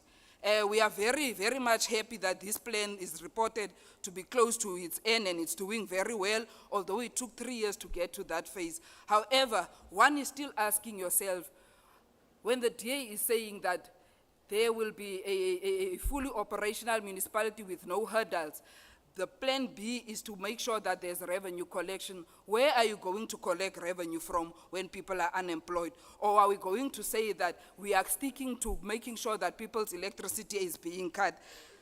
The DA proposing revenue collection, how is this possible population when the population is unemployed? 6,800 households have been reported already blocked of electricity because of non-affordability.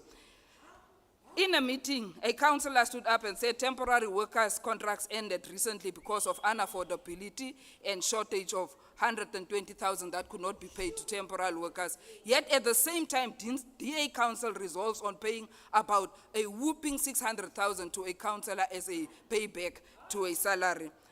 Councillors reported certain trust also that is paying no revenue. How can this be healthy while you are cutting electricity of people that don't have an income?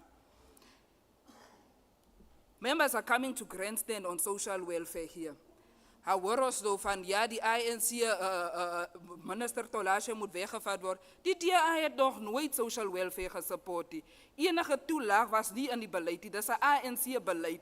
Dat is een ANC-beleid. Dit moet ons vandaag komen correct. Social grant was gebring van die ANC. Vandaag wil jullie komen springen en klim. Of vandaag wil jullie komen springen en klim. You will come springen en klim op die social grant. We are not sure. Members. Order, members. Member Barnes, please proceed. Pointing out the minister of a GNU, typical of the DA. When the color is not the same, they will deal with you. We're not shocked, Speaker. The DA never loved people of our color. They do it even amongst those of color. Recently, they called Patricia van der Roos as MMC.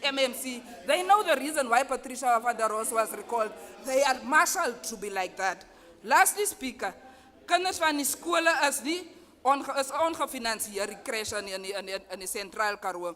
Jy kry baie kindertjies wat buite stap en dan sien jy dat daar is ongefinansieerde crash.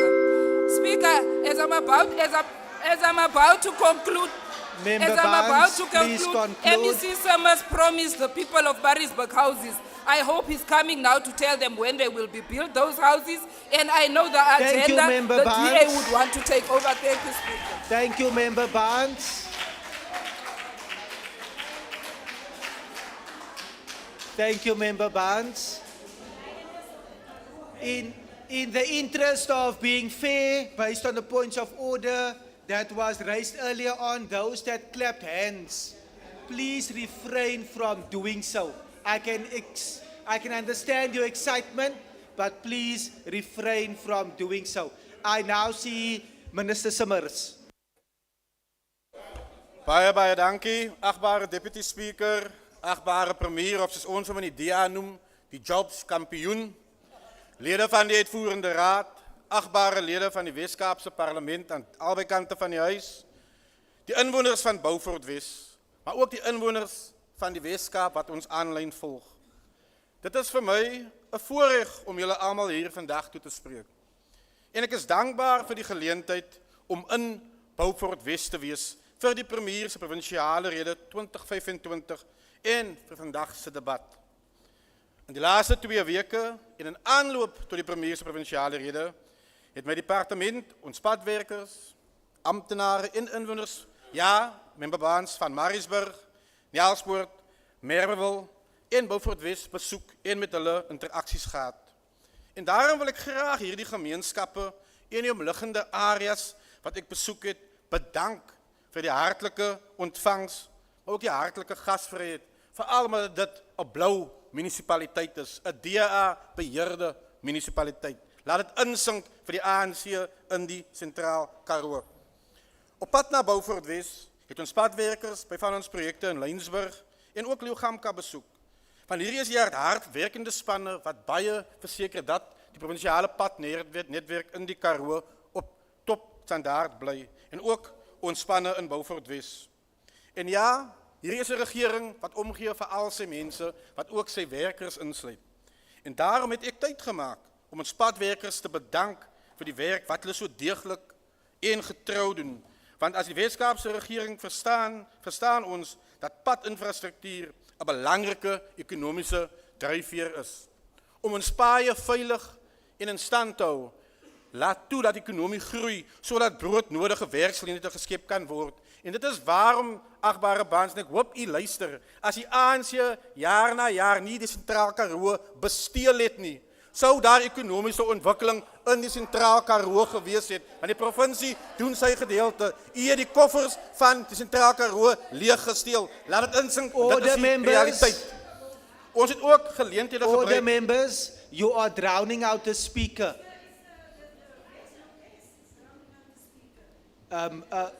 Minister, can you please take your seat? Member Barnes, I see you. Deputy Speaker, the minister is addressing me, so I can respond here. Can you please call him to order to address you? Thank you. Minister, I've not heard you address Member Barnes directly. If that was the case, I trust that in future you will speak via the chair. Members, this is the final input on this particular debate. Once again, members in the gallery, I trust that you have fully comprehended the understanding not to participate in the proceedings. Let us please respect the decorum of the House. 17 and a half seconds left. You may proceed, Minister Summers. 17 minutes and 30. Okay, everyone is awake still. You may proceed. Ons het ook die geleentheid gebruik gemaak om die meer sagter dienste van ons departement te lewer, die rekenaars, meubels en sorgpakkies aan skole en te huise vir bejaardes te oorhandig. By van hierdie persele, soos Huis Johannes, agbare Deputy Speaker, deur u aan member Baans, alles wat u sopas uitgewys het, is 'n totale, fatale leen, want ek was self in daai huis minder as 24 uur gelede. En die koshuis by Laerskool in Elspoort het ons opknappingsprojekte van stapel gestuur as deel van ons EPWP werksgebaseerde loodsprogram. En u vra wat los ons premier na as deel van ons besoek as die wetgewer en die regering van die dag. Ons het dit moontlik gemaak deur die hele Beaufort West munisipale area. Het ons 'n loodsprojek geloods deur die EPWP-program wat 210 voormalige werklose jong mense van die Beaufort West munisipale area werk gaan gee vir die volgende 2 maande. En ons gaan seker maak dat ons hulle ook kapasiteer met die vaardighede. Dit is wat hierdie regering nalaat. Wat het die ANC nagelaat? Niks behalwe verdriet en swaar kry. Laat dit vir u insink as die voormalige party wat hier regeer het. Hoewel die Weskaap by verre beter vaar as die res van die land, wanneer dit by ekonomiese groei en werkskepping kom, het ons steeds baie werk om te doen. Daarmee stem ons saam. En infrastruktuur sal hier 'n massiewe rol speel. Deur strategiese beplanning, verantwoordelike bestuur en doelgerigte fokus op dienslewering, verseker ons dat infrastruktuurontwikkeling die kern van ekonomiese groei en werkskepping bly, selfs vir die sentraal Karoo. Agbare Deputy Speaker, die infrastruktuursektor in die Weskaap bly 'n baken van groei en hoop. In die 3de kwartaal van die huidige finansiële jaar is 42.000 werksgeleenthede by die sektor gevoeg. Wat beteken dat die sektor verantwoordelik is vir amper 56% van alle werksgeleenthede wat in die Weskaap geskep is vir daardie kwartaal. Dit demonstreer die kritieke rol wat infrastruktuur in ons ekonomie speel en bevestig weer eens ons provinsie as 'n voorkeurbestemming vir belegging, iets wat ook vir die Karoo moontlik is deur goeie regering. Die jongste arbeidsmagopname het 'n bestendige jaar-tot-jaar verhoging van 1.5% getoon en ons beoog om hierop voort te bou. 'n Verder bewys van die vertroue wat daar in hierdie provinsiale regering onder leiding van ons premier is, agbare Deputy Speaker, is PPC Sement se belegging van 'n 3 miljard sementaanleg in die Weskaap om spesifiek te wees aan die Weskus area van die Weskaap. Om voortgesette groei in infrastruktuur te verseker, is die Weskaapse Ministeriële Komitee van Infrastruktuur gestig en tot die lewe geroep deur die premier. En ek as sy voorsitter het al reeds toegesien dat ons 'n eerste vergadering kon red en saamroep. Hierdie komitee verskaf 'n platform waardeur ons as die regering die suksesvolle implementering van ons Weskaapse infrastruktuur raamwerk 2050, die Growth for Jobs strategie, as ook die provinsiale strategieplan 2025 tot 2030 sal help dryf om ons premier se visie tot lewe te bring. Deputy Speaker, die lewering van bekostigbare, maar ook goed geleë behuising aan begunstigdes is 'n topprioriteit vir hierdie regering, ongeag wat ons oppositie sê. En my departement bly daartoe verbind om waardige behuising vir ons mense te verseker. Verlede jaar het ons behuisingseenhede en titelaktes aan begunstigdes en die premier was saam met my daar by Metrogronde in George. Is die eerste van sy soort waar ons 'n sleutel en 'n titelakte op dieselfde dag vir 'n begunstigde kon gee. Ons het hulle menswaardigheid gegee, maar ook ekonomiese potensiaal ontsluit in daardie gemeenskap. En in totaal vir die huidige finansiële jaar, ek moet benadruk, want ons nog 4 weke oor vir die ANC, want hulle verstaan nie mooi wanneer eindig ons finansiële jaar blykbaar nie, is daar 5.721 behuisingsgeleenthede gelewer tot op laasweek. 1.184 eerste huisfinansieringsgeleenthede. 451 nie kredietgekoppelde individuele subsidie. 3.262 titelaktes is oorhandig. Maar waarom is daar nie in die Sentraal Karoo en Beaufort West nie? Kom ek sê vir u. Wanneer jy nie goed beplan nie en jy belê nie in infrastruktuur nie, maar jy almal wil vreet by die trog, dan kan daar nie huise gelewer word nie. Dan kan nie nuwe projekte goedgekeur word nie. En daarom moet julle ophou vreet by die trog en begin doen wat 'n regering moet doen. Trogvreters behoort nie in die Weskaap nie. By die Metrogronde in George, by Melkoutfontein, by Railton, Vredebes en Klawer, agbare Deputy Speaker, het ons 1.387 sonkraggeisers oorhandig aan huishoudings wat ook kwalifiseer as deernisbegunstigdes in daardie munisipale areas. Dis die omgee van infrastruktuur onder leiding van hierdie premier en sy regering. But we are also making significant progress in unlocking well-located land for housing, a topic which came out through the ANC and the Good Party. But contrary to what they have stated here, they actually know some of the facts. Because just a week ago, I actually appeared before the Standing Committee. And I'm proud to announce to the citizens of the Western Cape that in March, 2 of our 4 inner-city projects are actually going to market. We will be going out to tender. So daai mythe eindig vandag oor die inner-city met goeie effect. With the Tafelberg site, we are now moving forward. With the delivery of affordable housing, with the addition of much-needed social services on the site in collaboration with our sister department, the Department of Social Development. Deputy Speaker, but I must pause and focus on the Tafelberg matter itself. Because the Tafelberg matter specifically and the provision of inner-city housing in general has been a contentious issue for more than a decade in our province. Not only in Cape Town, but in all other provinces and metros across our country, the issue of inner-city development. And for some reason, Deputy Speaker, not only is this provincial government and the city of Cape Town targeted for attack, but we are also deliberately obstructed to deliver actually on our mandate. And I ask you in the House to consider this, Deputy Speaker. There is no reclaim the city unlawfully occupying public property in Gauteng or in KwaZulu-Natal, where housing delivery is actually much poorer than it is in this province. That is a fact. Members of our opposition on this side, of this very same House, who spend money and time on traveling to the Constitutional Court when it deals with Western Cape housing matters, do not do this in the case of other provinces. Ek mens wonder waarom.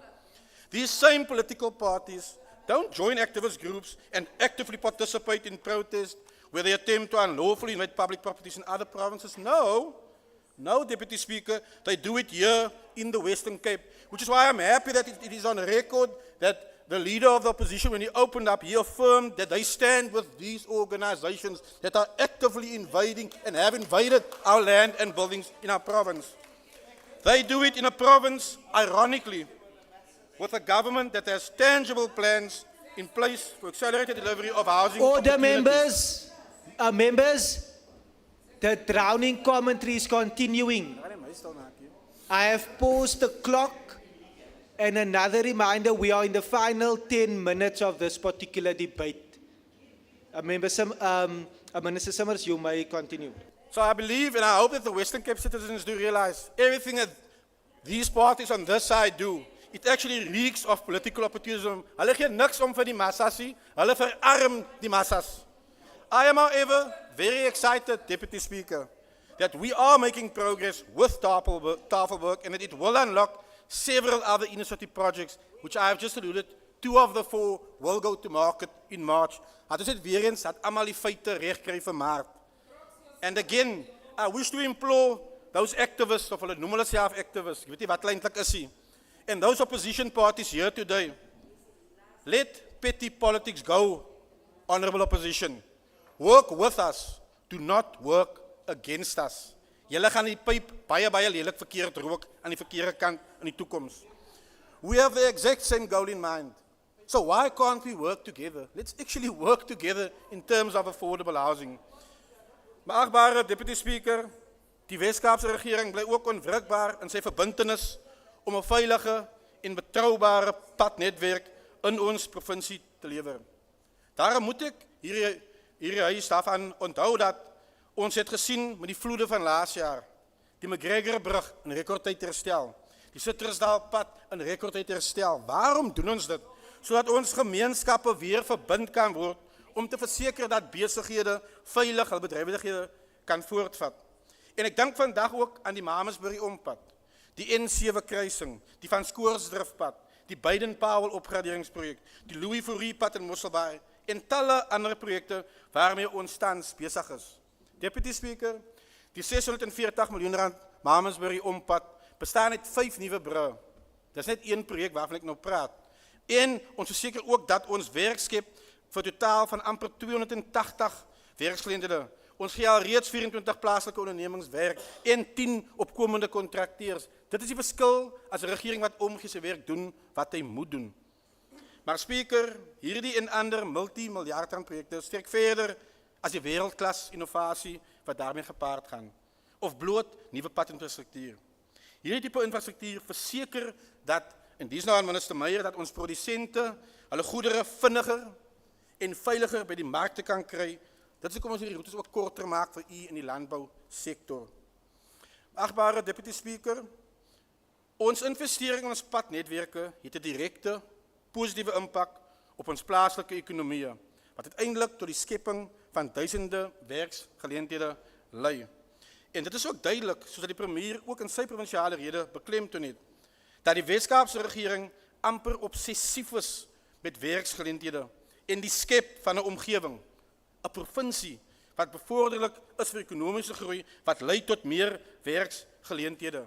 In terme van energie, en daar was ook daarna verwys, dit speel 'n kardinale belang om investering moontlik te maak in ons provinsie. En alhoewel loadshedding skielik weer opgeskort is dit, en besef ons alweer eens, dit is 'n realiteit. Maar ongelukkig, en maar gelukkig, was die Wes-Kaapse regering nie self voldaan nie, en is ons gereed. Ons premier het 'n plan wat geïmplementeer word, want ons se twak is nie natie, ons weet wat gedoen moet word op tyd.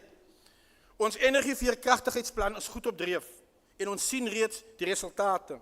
Vroeger vanjaar was ek die premier op Riversdal, waar ons die Riversdal hernubare energieveerkragtigheidsprojek geloods het.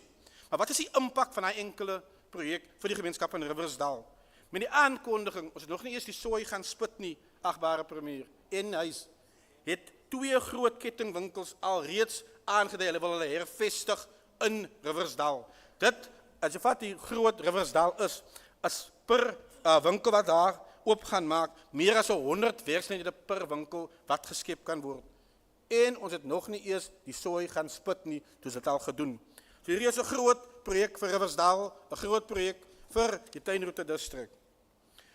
But honorable house members, this is not a pipe dream. A pipe dream like this community of Beaufort West in the Central Karoo are actually well aware of. The Dubai in the Karoo. And I do want to ask, Deputy Speaker, through you to Member Petrus. He has asked about the V3 report, just like the ANC has asked about the V3 report. And why am I linking this to Dubai?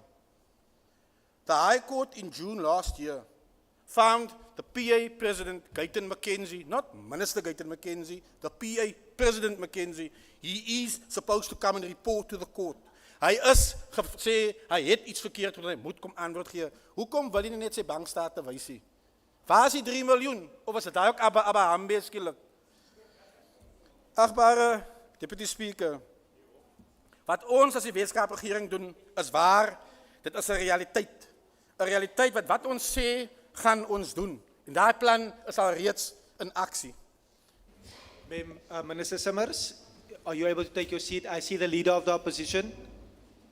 Honorable Deputy Speaker, unfortunately, the Honorable Mackenzie, the Minister of Cultural Affairs and Sport, does not have the opportunity to defend himself in this House.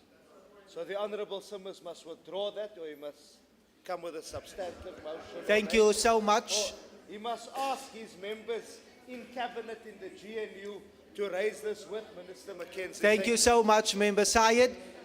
Minister Summers, please continue. In terms of the debate, I will definitely not adjudicate on the content that is being shared. Please continue. This is a political debate. 4 minutes and 44 seconds. Well, thank you, Deputy Speaker. Again, if a court makes a judgment, you must abide by it. If you don't want to abide by it, deal with the consequences. Then in terms of the V3 report, again, the first people who were on site after our premier, ironically, are the same 2 parties that are demanding it come to this House. But they are the same parties who spewed lies and actually tried to incite xenophobia in the community of George. Julle moet 'n vrek skaam, man. Mens doen nie dit nie. Maar dan, agbare Deputy Speaker, ek en die premier het 'n verslag oorhandig aan die polisie. Die polisie het 'n mandaat wat die polisie moet uitvoer. Dit is nie my taak nie, is nie die premier se taak nie. En wanneer die polisie sy taak afgehandel het en die inkwisisie is klaar, dan gaan dit die regsproses. So julle in die huis moet kalmeer. Gee die polisie hulle spasie om te doen wat hulle moet doen. Dit is hoekom hulle daar is. So agbare lede, ons is hier in Beaufort West. Maar ons het ook, en ek het vroeger genoem van die EPWP, I mentioned the Expanded Public Works Program in the way that we are busy implementing it across our province. I've spoken about our endeavors in this region, and I can add that our province in phase 4 was only one of 4 provinces that actually exceeded our 5-year target. And we are currently in phase 5, and we are currently the only province which are already exceeding our annual target as well. Why do I say this? Nearly 84,000 work opportunities. Yes, it's temporary, but our youth have to start somewhere in life. Nearly 84,000 work opportunities were already created. That is over 140% of our annual target. And nearly 23,000 full-time equivalent jobs were created, which is 114% of our target. These figures demonstrate this provincial government's commitment to creating opportunities and to expand employment opportunities for our vulnerable communities across our province. To conclude, Honourable Deputy Speaker, as the Western Cape government, all data sets and every speaker on the governing side of this House has said, we are stepping up and we are working hard to build a resilient Western Cape with a growing economy that is rich with job opportunities for all who seek it. Yes, even those who live in the Central Karoo. But they will see this through effective, stable local governments. Nie mense wat terugvreters wil wees nie, mense wat werklik hulle kiesers wil dien in belang van almal die mense. Deur strategiese investering in infrastruktuur, bekostigbare behuising, paaie en vaardigheidsontwikkeling, belê ons as die provinsiale regering, 'n DA-geleide provinsiale regering, lê ons die grondslag vir inklusiewe ekonomiese groei. Ons bou nie net infrastruktuur as die party van die regering in die provinsie nie. En nou vra ek vir almal van u, die inwoners wat hier sit, die inwoners van Beaufort West, die inwoners van die Weskaap wat ons aanlyn volg.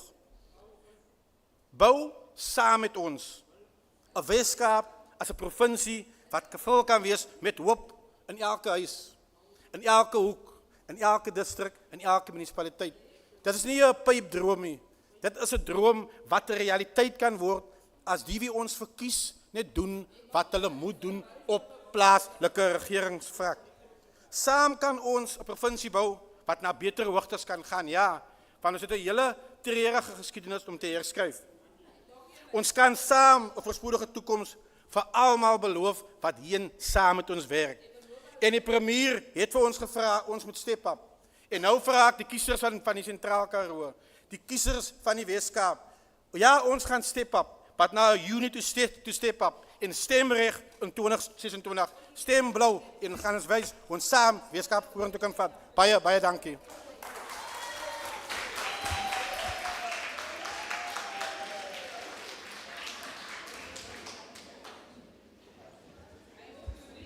Members, order.